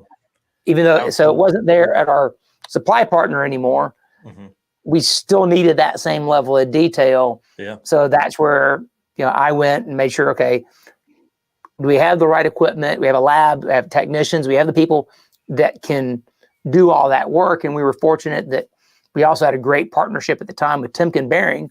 And Timken is based in Akron, Ohio. And I was talking to one of their guys and he said, oh, you should contact this lab.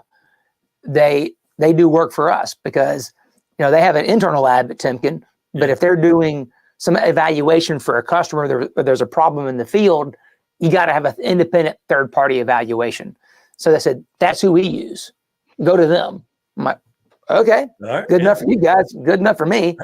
So I talked to them, I explained to them the tests we run, the equipment they needed to buy in order to do the test the way we want them done, because we weren't going to compromise on how we did it. Yeah, we tried some existing labs. They don't run the right stuff. They don't do the right tests. They don't do it the right way. It's funny is that all this stuff, came from the smart guys at Lubrizol. And then over time, I met some other guys. I met this one guy, Bruce Crawley, who is the head of research for Mobil 1 Racing, not for Mobil 1, but for the racing part. Yeah. So he handled all the Formula 1 stuff and all that. The exact same test we run are the same tests they run at the racetrack. Wow. That's cool. Because you see, F1 cars, they have to go 8 races on a single engine. 8. They do oil analysis at the racetrack. Every time the car comes off the track, they take a sample and they analyze it right there at the racetrack, and they do trend analysis. So they can know when they have a problem way before the car ever starts to tell them there's a problem. Wow. Man, why is that a rule? Why do you have to go 8 races on one engine? That's stuff I don't understand. It's part of the thing they did to try to cost savings. Yeah. I mean, because these engines, they call them power units now because they're hybrids, right? To save money so that top teams just didn't bring a brand new one every single week and just wind it to the end, because there is no boost limit in Formula 1. Wow. They can run as much boost as they want. They're fuel flow limited. Wow. Can you imagine that? Unlimited boost, whatever you want to do.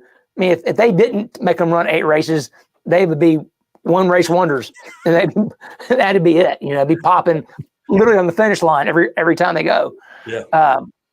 So the idea of this is that if you're taking samples from your engine on a regular interval, it's no different than going to the doctor and then taking a blood sample or whatever to know where your health is and all the levels. It's the same thing, and the lab or the lab technicians, and I'm the doctor. I'm the one that looks at all the reports. I mean, literally about 2 hours ago, I was looking over the reports from Daytona for the teams we work with and looking through there. And I'm like, there's a little bit of copper, tin, and lead in these samples. Now they're all almost identical, which is not a bad thing, because if there was an anomaly, usually there'd be only one that would be high, not all 3. So the fact that all 3 were almost identical in that kind of signature of tin and copper and lead, which, by the way, it's bearing materials, metal bearings, copper, tin, and lead. That's why I'm worried about it. I'm like, is there something going on? We just need to watch this. Not a problem. Just need to keep an eye on it, because if it goes up, then something's going on. So that's where it's incredibly handy. I mean, in fact, one of the NASCAR teams is probably our greatest story, is that those engines they have now, they have to be sealed. So they have to run them more than one race, and they're sealed. And once they're sealed, they can't do anything to them. You can't open them up or anything. So oil analysis becomes one of the main ways to know what's going on in your engine when you can't just yank the head off or pull the camshaft out and look at it. So you don't ever look at the cam bearings. That's for sure.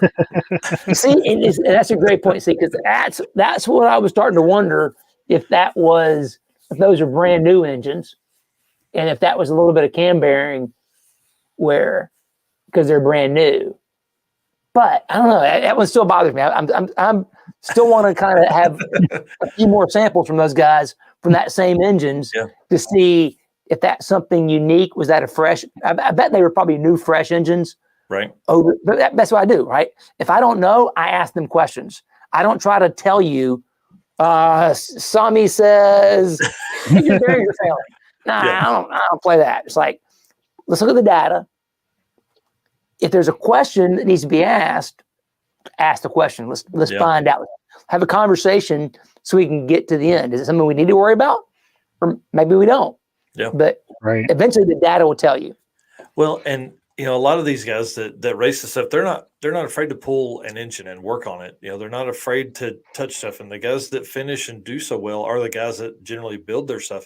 And that's why I think what you're doing is so it could provide one more level of insight, because these guys could finish the week, grab whatever ounce of oil you need, throw it in an envelope and send it to you. And then by the time they get home, it's probably to you guys, or it's to you the next week. And then you can be able to tell them, hey, this has a weird look. Well, if your guys like Brian Acton and Jay Blanchard, those guys run that engine for an entire season or maybe more before they freshen it up. Well, now each time they're done with a drag and drive event, they can take that, send it to you guys, and you're like, oh, hey, this has, I would think it's probably particles per whatever of it's parts per million, right? So we can look at. So kind of walk us through that, because that's what really intrigues me, because those guys can take that and see, oh man, we're getting more lead and copper and steel in this. What is going on? Can I share a screen? Do we want to back up a little bit and let everybody know what Speed Diagnostics really is? And we've been talking about oil analysis and everything, but we haven't explain what we're talking about. Why do we need to do that? Why would we even talk about that? So lead us down used oil analysis and why it's important. I think we've kind of been talking about that a little bit. And then one other question I know a lot of folks will have will be turnaround time. Sure. So essentially, used oil analysis is doing just what you said. You're taking a sample of the used oil, you're putting it in a little container. It's about 2 to 3 ounces of oil, and then you mail it off to the lab, and then you get a emailed report back that tells you what we see in the oil. I can actually give you an example report. Yeah. If I can present something here. Yes, let me try something here. Yeah, and that's really one of the biggest reasons you're on. Again, I saw you on the Engine Performance Expo and listened to you talk to a lot of people, and this kind of kept coming back to me, was that I really felt like the community could use this. All right, here, let me hit present, and I'm going to share a screen. Yep, share a screen. Can I do a window? Let's do this. Boom. Everybody see that now? There we go. Perfect. Yep. Okay. So this is actually from a dyno test we did. So the video hasn't come out yet. We've been working on some new piston ring coatings, and we do a lot of testing out at Shaver Specialty Racing Engines in California. They're good friends.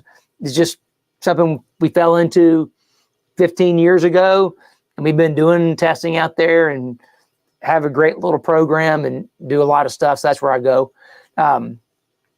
So we decided to do, when we were doing the piston ring coating test, that all the, we'll call it initial dyno testing, looked really, really good on a couple of different coating combinations we had put together between a top ring and oil ring. So we had this new coating for top rings, new coating for oil rings. Yeah, everything looked great. So now comes the boring part. We really have to go run the engine for a long time now to get some durability on it. Then Dyno Don, who's the head dyno guy there, my buddy, was like, hey, why don't we try to make this worse? Why don't we try to speed the process up? And we'll just make it a really bad environment for the rings to see if the coatings can handle it.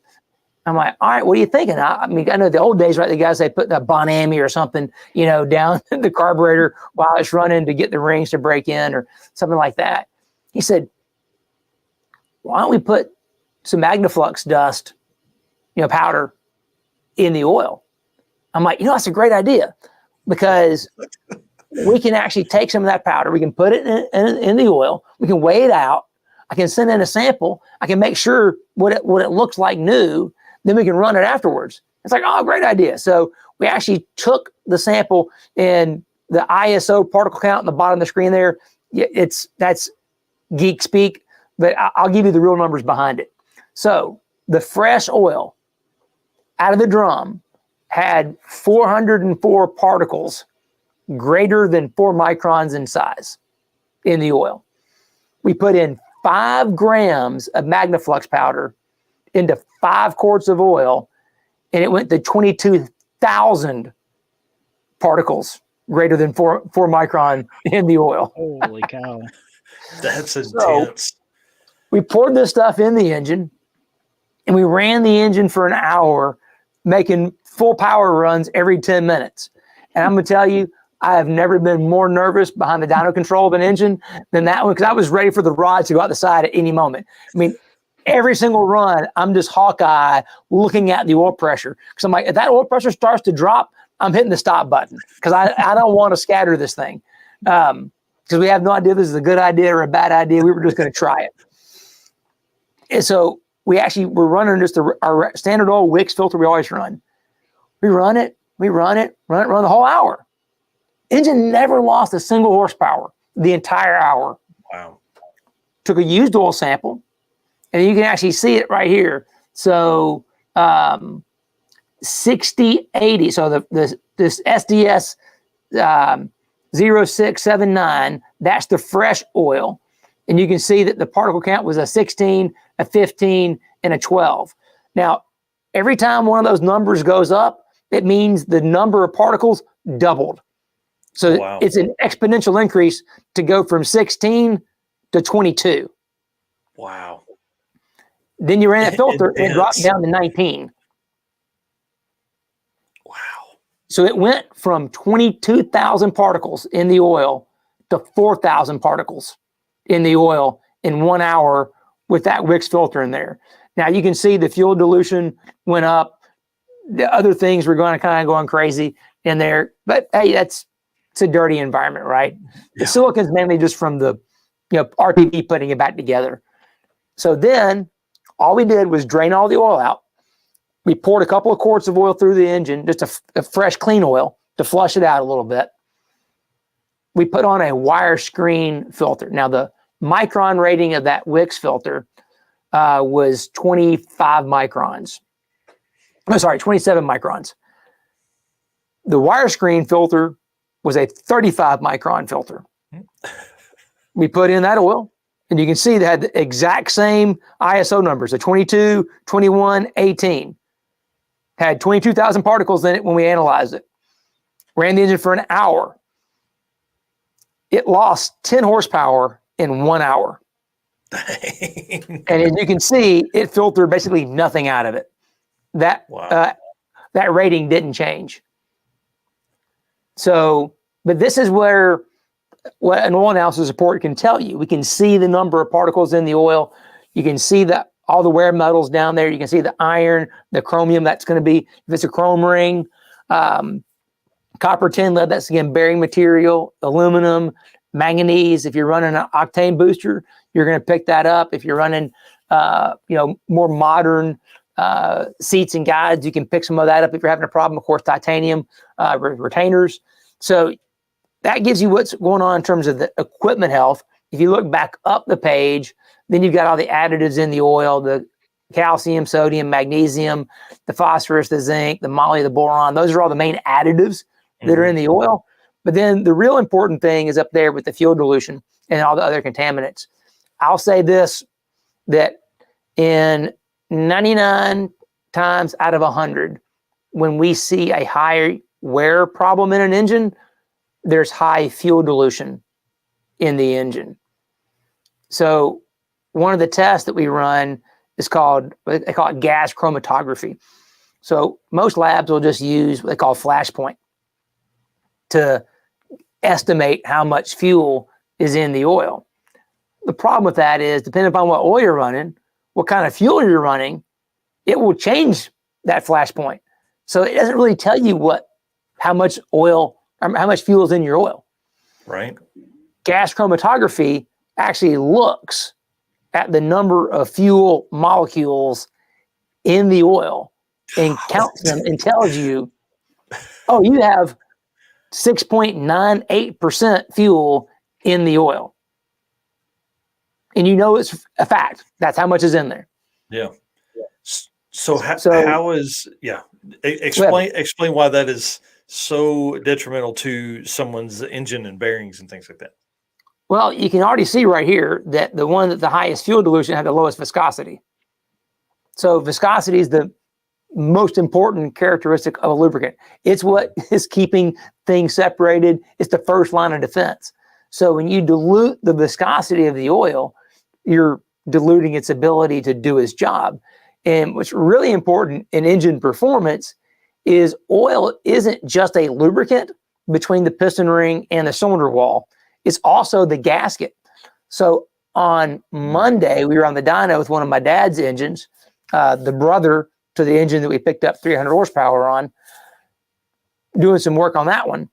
And it was interesting that we made a jet change, went down 2 jets. We pulled about 18 pounds per hour of fuel out of the engine. And you could see on the crankcase vacuum, it went up a couple of tenths, making that change. Wow. It wasn't a huge change, but you could see when we were doing all the jet changes on that engine that when you put more fuel to the engine, vacuum went down. Less fuel to the engine, vacuum went up. Why is that? It's because the liquid fuel that's going down that runner, I mean, it's atomized, but it's still liquid, is washing the fuel or washing the oil off the wall. So if you're running methanol or something like that, or running big injectors, a way to protect your engine is to make sure that you have the right viscosity oil, you have the right tune-up, right surface finish on the cylinder wall, back to that combination thing. Mm-hmm. It's not one lever you're going to pull. It's about creating a combination that can provide better longevity for your engine, more consistent performance for your engine. And what used oil analysis does, it gives you data, no different than having a race pack in the car to know what's going on. This is a race pack for the health of your engine, is what this is. That's pretty awesome. Well, and here's the cool thing. You mentioned about the question about timing. Okay, so for $70, you get your results back in 7 days. Wow. For $130, you get your results back in 3 days. I mentioned today's Wednesday, right? Mm-hmm. So those guys raced this past weekend. They mailed their samples on Monday. They got their results today. That's normal turnaround. They pay for that, but you can get it if you need it. Well, so, here's the biggest thing. Based on a survey we did earlier, guys are driving 600 or 700 miles to go to these events. They could literally make the last pass of the weekend. They could take a couple. So, sorry, this made me think of something else. So they could take a sample at the end of the week and show it to you. Could they pull samples during the week as well? Like it's absolutely. So you could almost do one the end of day 1 and then the end of day 5. Package those up, send them on Friday because they're going to pass some FedEx or something like that. Send them to you guys on Friday when an event's over, and then drive home and have that. If they did the rapid deal, they could have it by Tuesday or Wednesday of the next week. Well, put it this way: so if it's a 5-day event, right? Mm-hmm. You can buy what's called our shop kit that has 6 samples in it. That has 2 mailers. It's $250. Then you take a sample of your fresh oil, which you started off with, right? That way, hey, this is what was brand new. Yeah. Then a sample from each day after each day's drive and racing. Mm-hmm. End of the day Friday, you put it all in the thing, drop it in the mail. Mm-hmm. A week later, when you get back, you're going to get an email that has your entire history of that week, and you can see what's going on.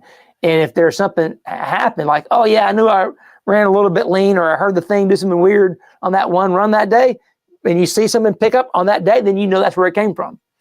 That's pretty cool. And I think that's one of the biggest reasons I wanted you on today is that right there, because you can, as we move towards a higher level of racing, not necessarily faster racing, but a higher level, these guys are needing to keep these engines together a lot longer.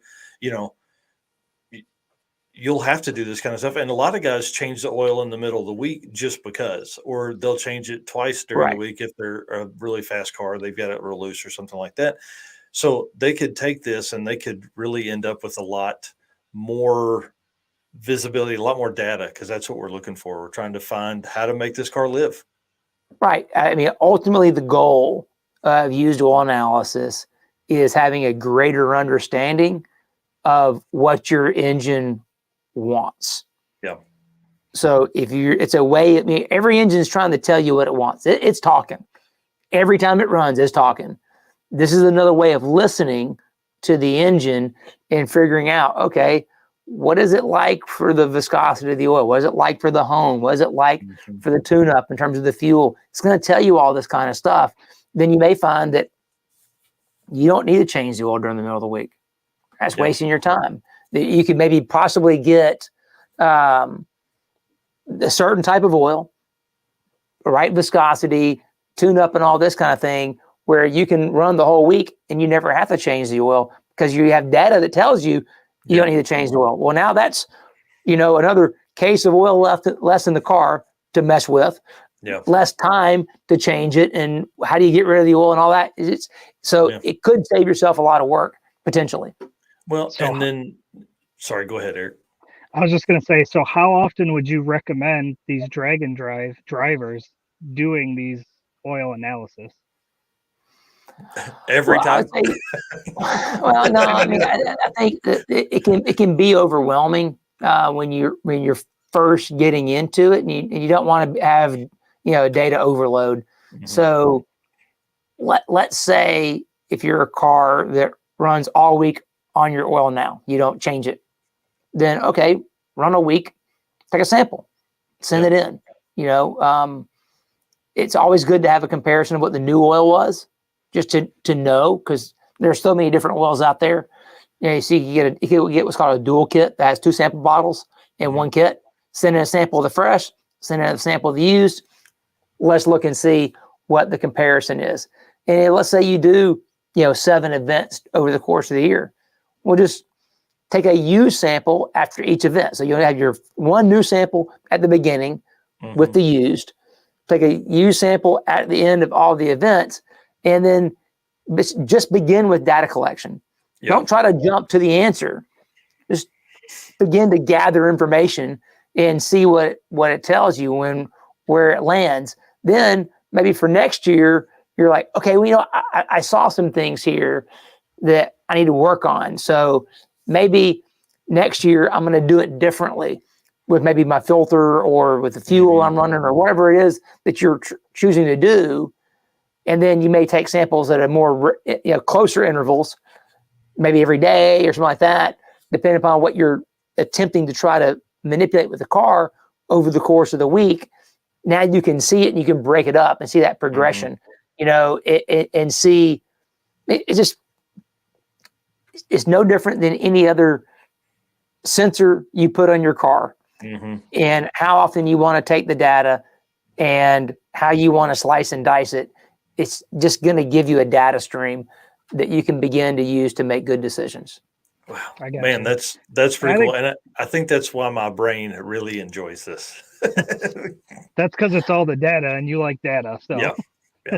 Well, it is. It's a data junkies rabbit hole. Just fair warning, but you can see things like, let's say you're debating what fuel you should run. Well, think about this, our engines don't burn liquid fuel. We were talking about the fuel has to vaporize. It's the job of the injector, job of the carburetor to atomize the fuel, but it's everything else that actually turns it into a vapor.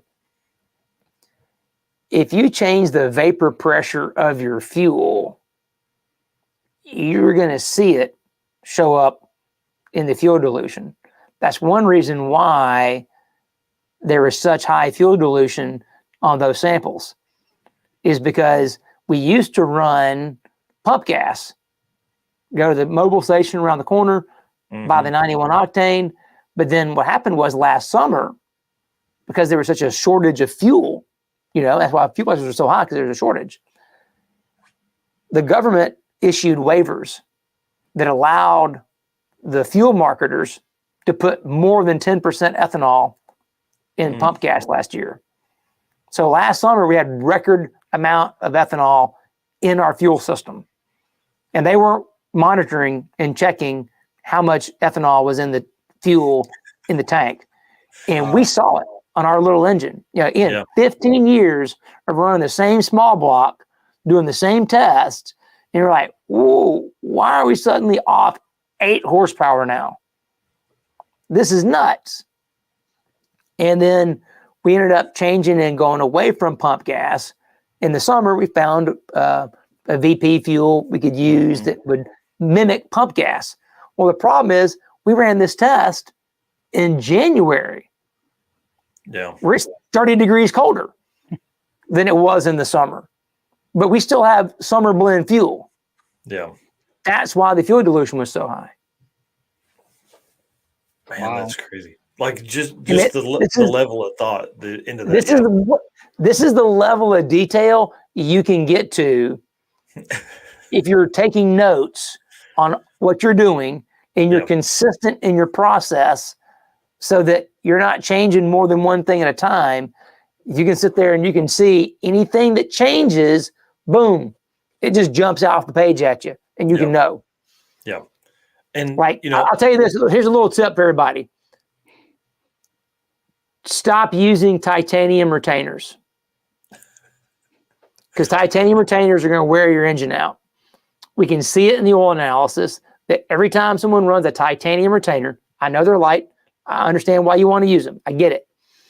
But titanium is going to create wear metals in the oil. Your filter is not going to catch all of them, and it's going to increase the wear overall. Every person that's ever used our service that runs titanium retainers sees it. And then I had the fortunate situation where I had one guy that he basically had the same spec engine, so same short block, same heads, but this one he had tie retainers on it. The other engine had steel retainers on it, and we had samples on both engines. He's like, "Oh my God, they're like night and day difference." I'm like, "Yeah, it's the tie retainers." He's like, "Are you kidding me?" I'm like, "I'm dead serious. It's all the Gibbs." That's awesome. We stopped doing it for that reason. Wow. And he's like, "I'm going to try out." He did a couple more times. He's like, "Oh my God." Yeah. So I mean, if you're really looking for longevity, you do the Jenny Craig version of the steel retainer. It's a better option than the big heavy, this one's got mass to it. Yeah. But there's a problem with that though. Wow. That's such good information for this group of people watching too. Yeah. That's huge. Yeah. Well, I was telling a guy yesterday, I was on his show, that, I'm a racer.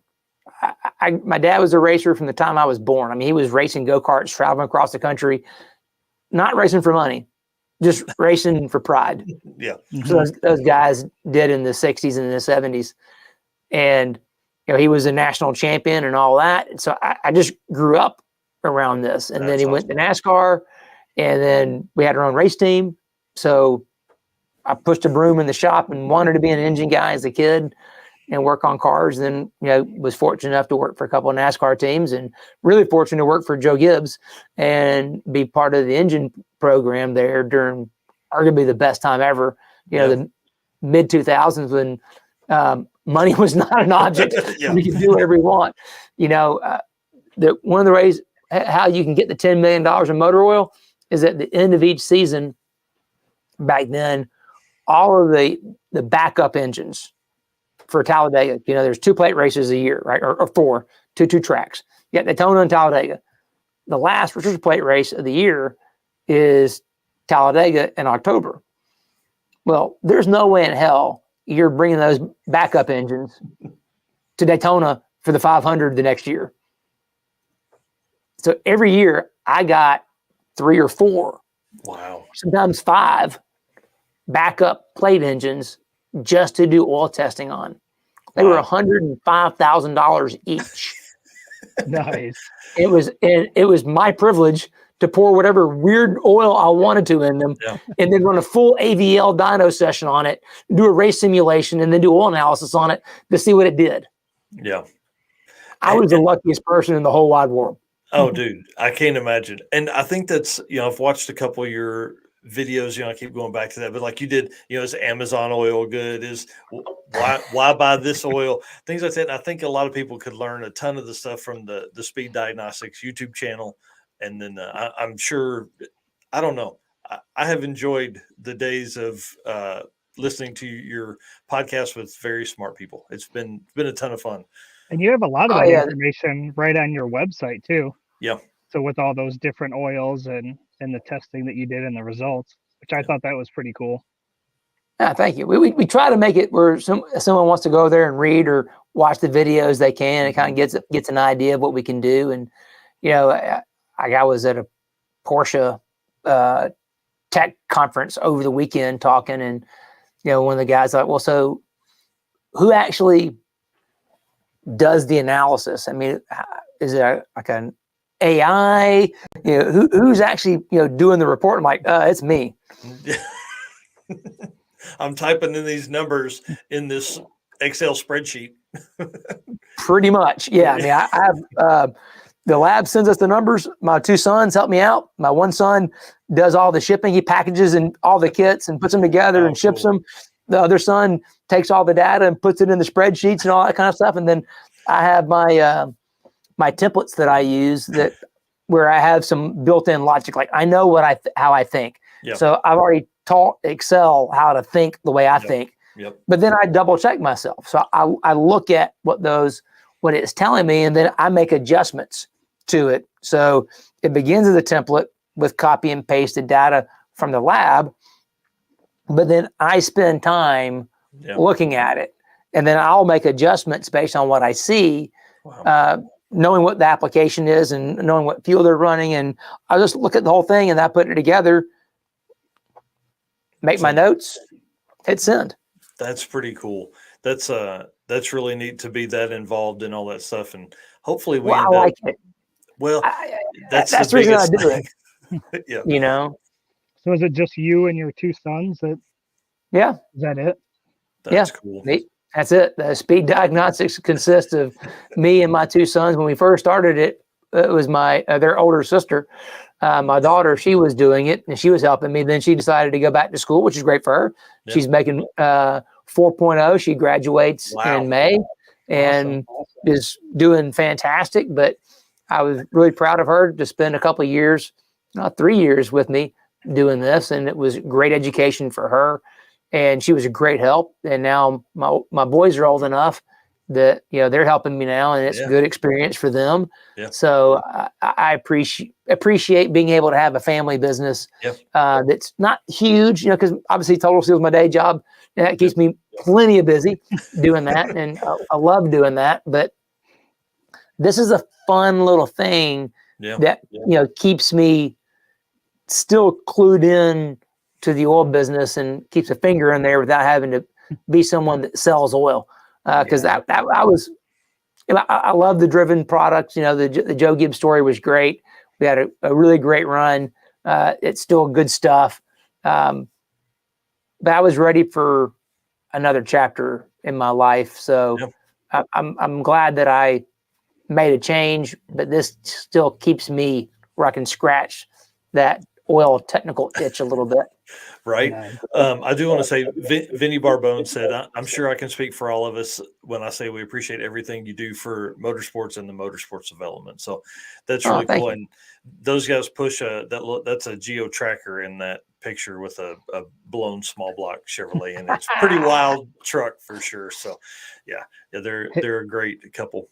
Have you worked with any drag and drive racers in the past? Kevin Studecker.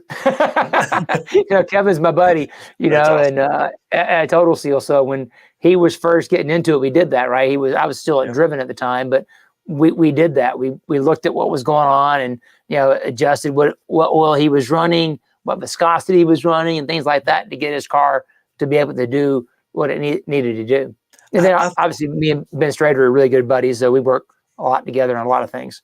I think it'd be fun to for those guys to go back to, because a lot of it times people use the oil they use because their engine builder told them, use this weight or this setup or something like that.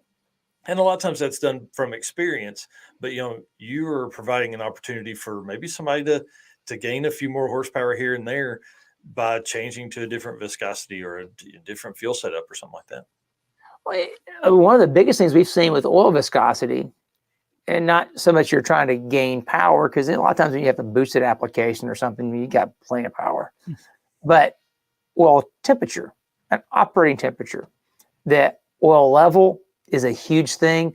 I would highly recommend, because we could sit here and spend 10 minutes talking about it, but it's not as impactful as going to the Engine Performance Expo website and find the video that me and Ben Strader did at this last expo on oil level. Okay. Because if you're running a wet sump engine, man, you really, really have got to look at your oil level. And if you got an oil pan that makes you run a bunch of oil in it, you need to be careful, right? Watch it, because I'll tell you right now, we lost almost 70 horsepower by putting in, went from 5 quarts of oil in a 10-quart pan to 7 quarts of oil and lost 15 horsepower. Wow. Then we added 2 more just for fun, because we were looking at oil pressure. We just looked at oil pressure. Okay, we started off down here. You made a run. What did the oil pressure do? Right? Oil pressure would dip when you're running the 5 quarts of oil. All right. Put in 2 quarts of oil, put it to 7. Okay. Well, now it doesn't just crash, but there's a little dip at the very end. All right. Let's fix that. Put 2 more quarts in it. Well, now oil pressure is rock solid in this wet sump LS engine, but it costs us 67 horsepower to do that. Wow. That's crazy. Now, here's the thing. That's 67 horsepower on a run. I can tell you from running the little engine at Shavers, when you have that oil level too high, it's going to bring up your oil temperature probably 10 to 15 degrees. That migrates over into your water temperature. Mm-hmm. So for a drag and drive deal, back to Eric and the Mala Power Pack pistons, you want a thinner ring package. A thinner ring package will run cooler driving down the highway. And don't tell me you can't run thin rings with boost. That the Engine Performance Expo LS with those off-the-shelf power pack pistons with a 1 millimeter, 1 millimeter, 2 millimeter ring setup in it, we made the last day 13 runs at over 1,250 horsepower. Dang. And we're doing in-cylinder combustion analysis on all 8 cylinders. So if we hurt any ring, any cylinder, we'd have known it. Yeah. And we didn't. That's pretty awesome. Yeah. So you don't need a 16-16-3/6. By God, no one needs a 564 3/16 ring in the engine. You don't need it. A 1.2 millimeter ring is pretty daggum thick. Which if you want to be safe, run a 1-2-1-2-3. Yeah. Run a steel ring, do that. It will run cooler. When we did that engine at Shavers, we did a test and we ran the engine steady state for an hour with a fixed load, with a fixed throttle setting, with a fixed coolant flow. A 16th, 3/16 ring package was 25 degrees hotter on the oil and 10 degrees hotter on the water. And at the end of that test, the oil filter with the 16th, 16th, 3/16 ring, the label on the oil filter looked like a shrinky dink. It actually started to shrink. And it fell off actually when we were taking the engine apart. Wow. Then we went to a 0.7 millimeter ring. So 0.7, 0.72. Right. I'm not saying do that. But the temperatures came way down. Going from the 16th ring to a 0.7, because it cut it in half, right? Yeah. But the point being is, if you go from a 16th ring down to a 1 millimeter ring, you're still probably going to run 20 degrees cooler on the oil. Maybe 5 degrees or so cooler on the water. Well, when you're having to do this kind of driving on cars that are like this, man, that's margin of error right there. You got to have that. Yeah, that's a lot. It's free. Yeah, and that's just a ton of increased, wear and tear and all that stuff on the engine. If you're running, 5 degrees doesn't sound like a whole bunch, but over a week, that's a long time, and latent heat that comes from that and all that kind of stuff. So, yeah. Well, back to the oil analysis and the 16th, 16th, 3/16 ring versus the 0.7, 0.72 millimeter ring. Of course, we run the engine. We take oil samples every time we run the engine. That's what we do. Mm-hmm. There was 52% less iron and wear metals in the oil from the 0.7 millimeter ring combination versus the 16th ring combination. Wow. If you do the math, an 027 ring is 52% smaller than a 16th ring. Wow. So it's wearing the same. It's just you have less material to wear. That's cool. And then there's less of that stuff cycling through between your cushion of oil that you can't even see the the part of. Well, listen, I want to say thank you for coming on. This, I don't know if you know this or not, but this won't be the last time you're on here. All right, good. Yeah, we'll twist your arm again in the future, because I think this has been a lot of fun as we get more technical and as we bring a lot more knowledge to these guys that are in the drag and drive community, and more people come into it that we're going to see this year. I think services like yours at Speed Diagnostic and your knowledge level is really going to help people create more longevity in these engines. No, I appreciate that. I mean, I think oil analysis is something that everyone that has an expensive engine, an engine that means something to them, that's mission critical, you should do. Whether you use Speed Diagnostics or you use, Caterpillar or somebody else, you do something, right? Do it versus do nothing, because you're going to gain data. Are we more expensive than everybody else? Yes, we are. But the reason it's more expensive is that you get the results back faster, and I'm the one that's giving the results. I'm not. Those guys don't know a wrist pin from a retainer when it comes to a race engine. Yeah. No knock on them. They do diesel stuff. They do industrial applications. I don't know that stuff. They know that stuff. For these kind of applications, what you pay extra is for the turnaround time and for my expertise. That's what you get from it. But whether you choose to make, if that's not the value proposition you want to do, that's fine. You can look at anyone can do trend analysis themselves, right?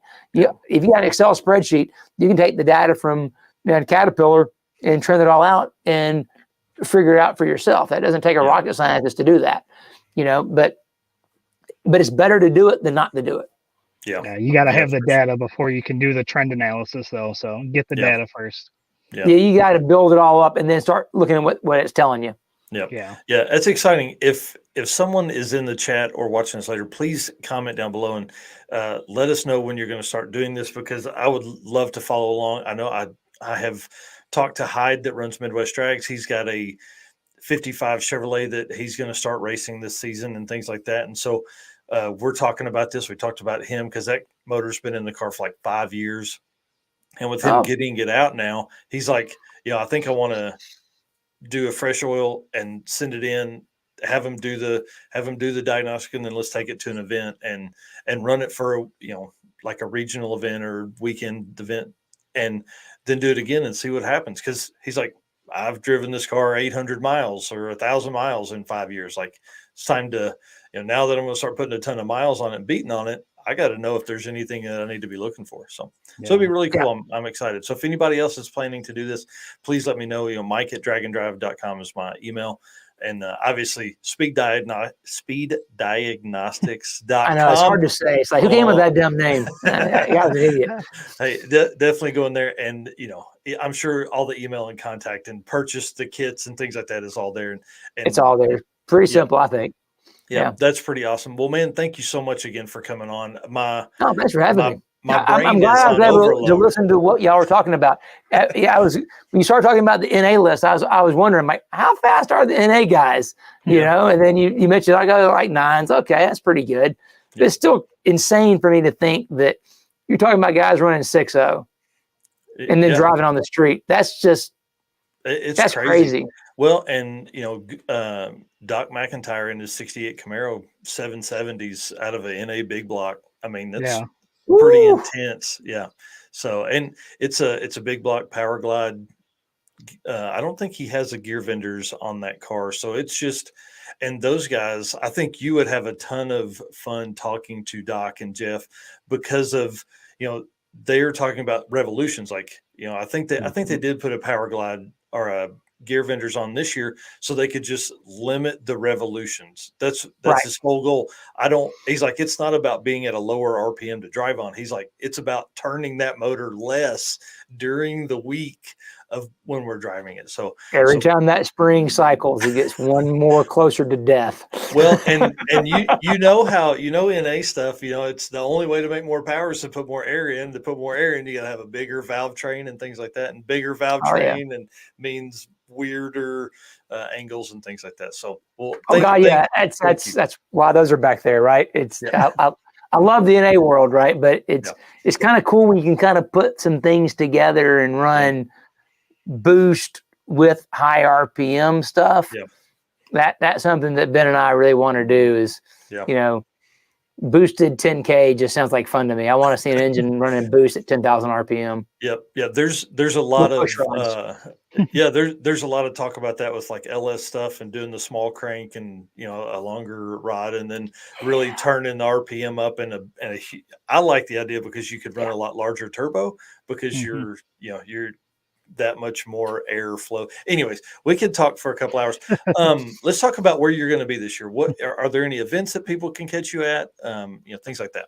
Oh yeah. So we do these, we call them trackside tech talks at the NHRA event. So if anyone's headed down to the Gator Nationals, we will on Friday and Saturday, me and Ed Keebler from Rottler will be doing trackside tech talks at Matt Hartford's pit. You can also get to see a Pro Stock car up close too. So that's going to be Gainesville's the first one this year. We're also going to be doing a hands-on honing class, modern honing with modern rings, trying to have better surface finishes for boosted applications and things like this for better durability. It's a big part of it is how do you make a more durable surface that still can run. We're going to do one of those in April at Ben Strader's place. Cool. And then we're going to do another one in Bristol right before the NHRA race in June. Cool. Awesome. And I think you can go to EFI 101 to get information on those hands-on honing classes because it's going to be literally, hey, here's how you do it. Here's exactly what kind of abrasives you need with this kind of block to get the valley you need, what the finishing operations are, using the profilometer, going through all that kind of stuff. It's not just theory. We're going to do it, and you're going to be able to see it hands-on. So there'll be 2 of those. Then we also have a trackside tech talk at Indy in the Big Go in September. We'll also do one here in Charlotte for the second NHRA race. And then we're also going to do Maple Grove in the fall. So a lot of the stuff's going to be in the fall, but the hands-on hunting classes, that'll be this spring and early summer. That's great. Well, Yeah. awesome. Well, thank you very much. Again, I look forward to the next time you're on. My brain already is expanding and thinking of stuff. So I've got to put you backstage, or I'm gonna keep talking to you. So we can go on with this show. We've got to talk about what we found on Racing Junk and all that kind of cool stuff. So okay, thank Cool. you very Thanks, guys. much. Appreciate it. Hey, Yeah, thank you. Dude, that was so cool, man. Yeah. Listen, I'm not going to be able to sleep tonight because like my brain is already tired. I want to do it on my daily driver Saturn. You know what I mean? I want to do it before and after I run to the drag and drive events and the drag and drive pursuit van that's coming. I mean, I don't know if you've paid attention to any of the notes, but we had a lot of questions and we didn't have enough time to get to them. I mean, yeah, we've got many questions that we'll definitely be back for a second. Oh yeah, and the cool thing is like he has so much knowledge and opportunity to teach us that it's really unlimited how much he can discuss. I really want to push people that are following this to go find the podcasts, find the videos and things like that he talks about this. It really is a ton of internal knowledge that he brings. So yeah, I mean, look at the one piece of information: don't run titanium retainers.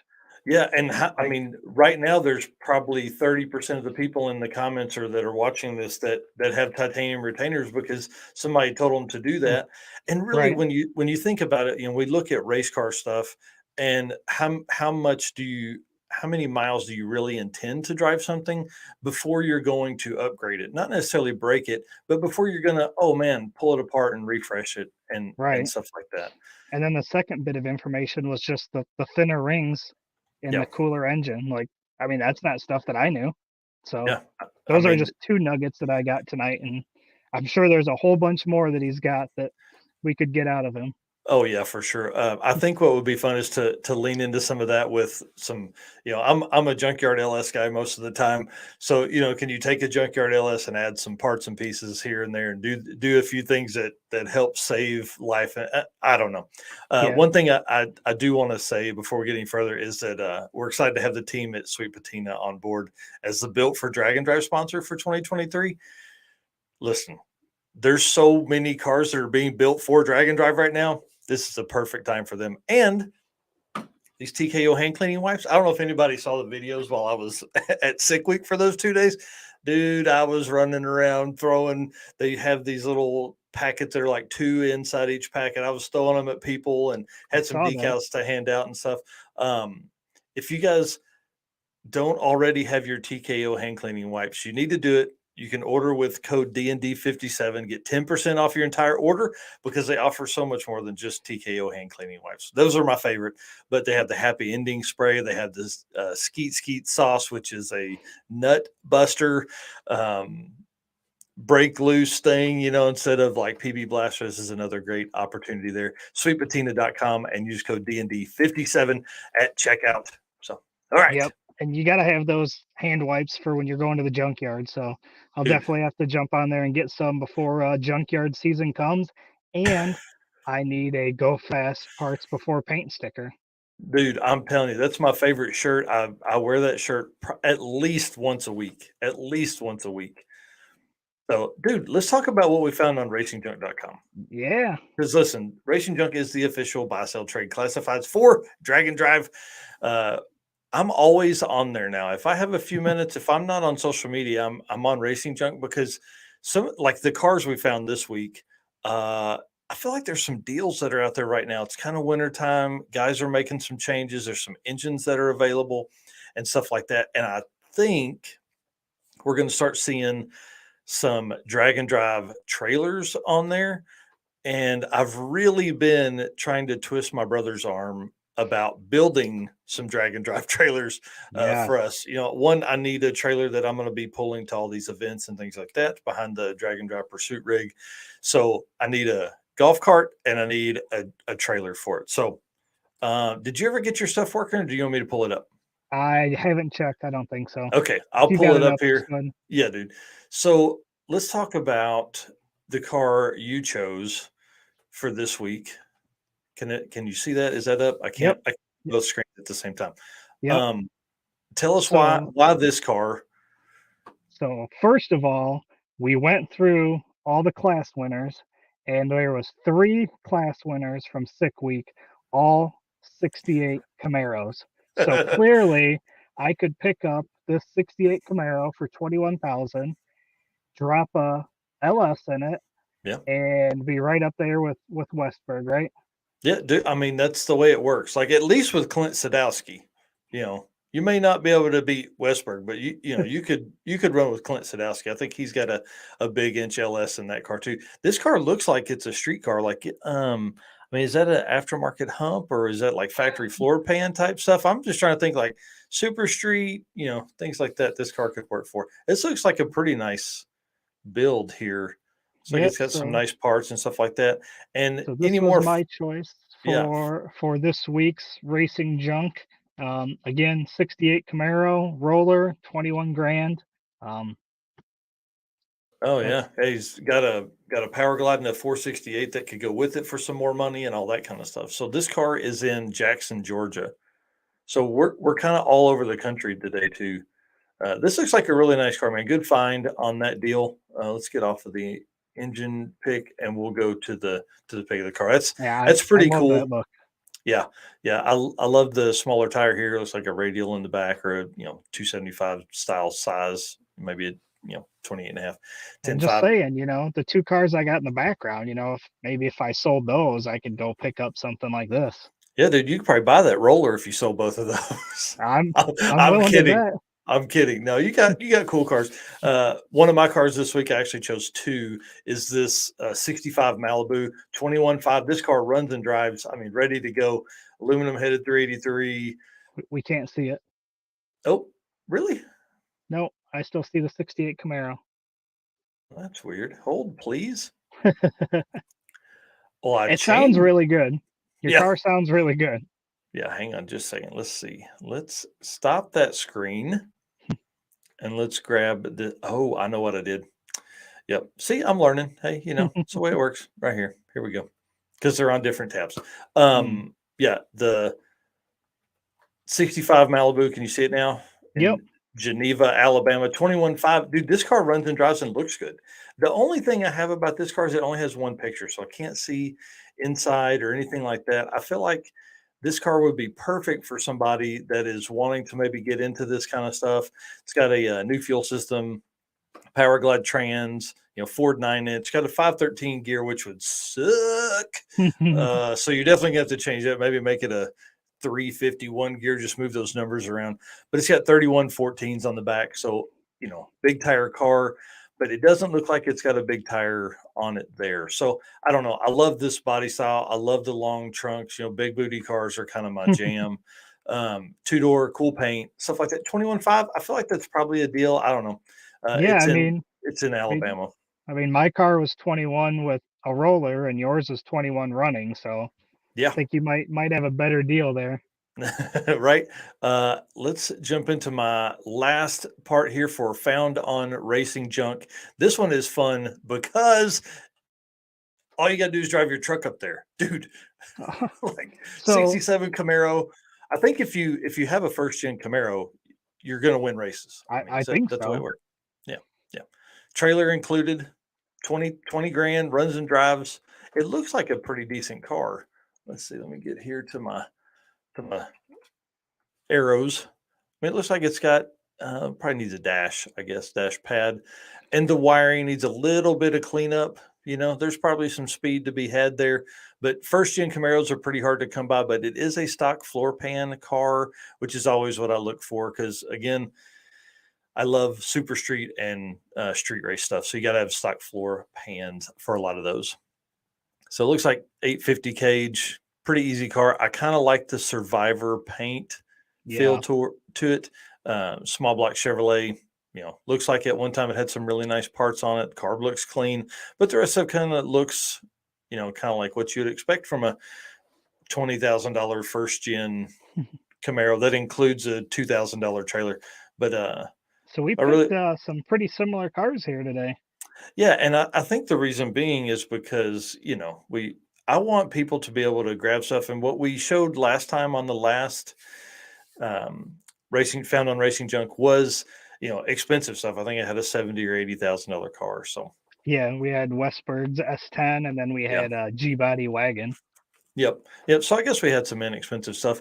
I'm interested to see, because our friends at Racing Junk have been amazing to us. They have shared in almost every newsletter that's gone out, kind of a banner ad for the Drag and Drive brand. So I would love it if folks would bounce over there. I really think, to be honest, there's a lot of really cool stuff over there. There's not just cars, obviously that's what we're always looking for, but there's trailers, there's RVs, there's campers, there's all that stuff. So as we grow as a brand and I begin to look at RVs, that's the first place I'm going to go. So Yeah. I wish I could get me a toter home, kind of like Clark Rosenstengel or Ryan Hargett and all those guys. So pretty cool stuff there.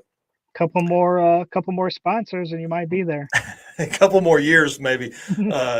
I will tell you, the plan is to end up with some kind of minivan for the rest of the year. And me and Matt Zelenko slept in that Toyota or Chrysler Town and Country, I think it was, or Chrysler Pacifica last week for one night. And I had slept in it Monday night.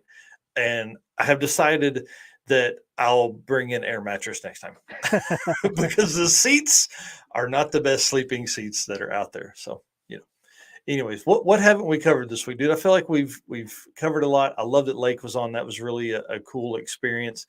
Yeah, and it was a really good I know he was episode. over our head most of the time. So yeah, me for sure. But one thing we didn't talk about was merch. We are ready to go for the year. We have hats, hoodies, T-shirts, license plates, and listen, I'm laying it out right now. We have new white Drag and Drive Addiction decals.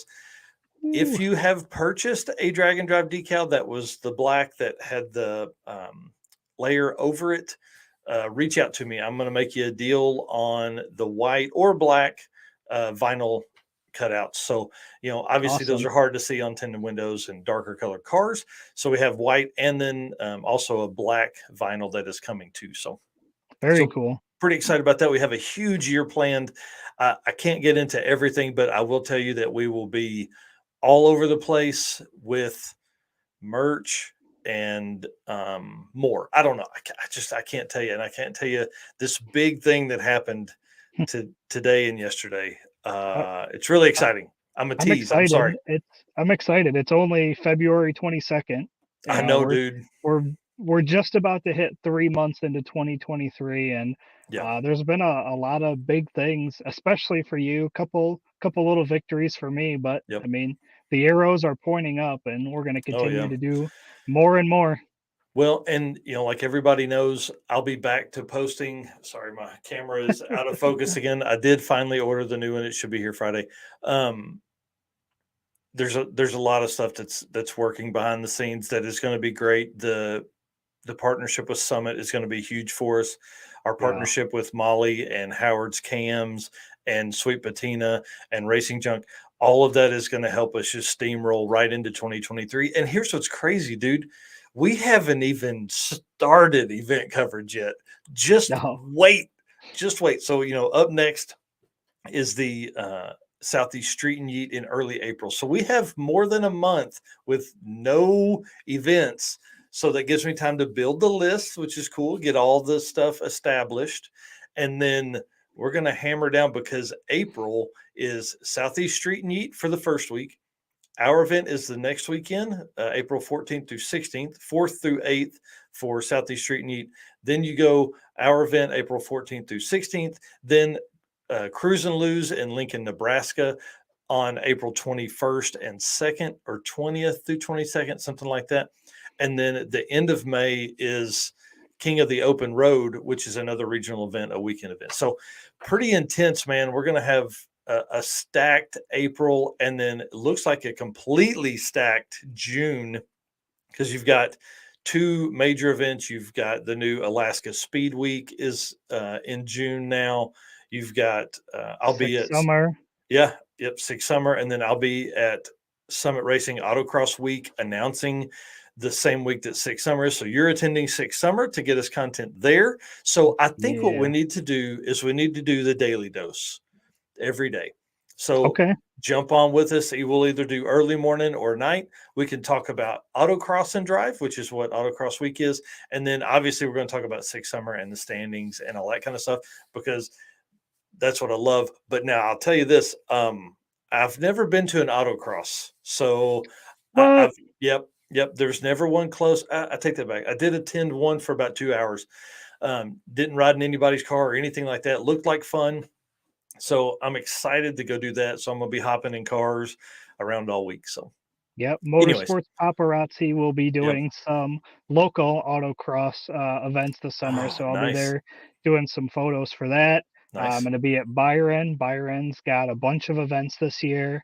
The Central Illinois event, I forget the name of that Yep. one. Yep. Uh, Is that in June or July? I can't remember offhand. I've got a Yeah. whole calendar of events. Yeah. Next up in early March, March 4th, Motorsports Paparazzi is going to be at World of Wheels. So that's a car show in Chicago. Yeah. There's usually some drag cars there, and then there's Yeah. a ton of show cars. So we're going to do a bunch of content there. Nice. Yeah, just a lot of stuff coming up. I'm excited. Dude, it's going to be a great year. I can't wait. I can't wait for all these folks to hang out with us and just all the growth that we're going to have. Okay, guys, thank you for hanging out. Eric, tell them where to find us next week. Next week, right here, 7 o'clock Central Time, Drag and Drive show.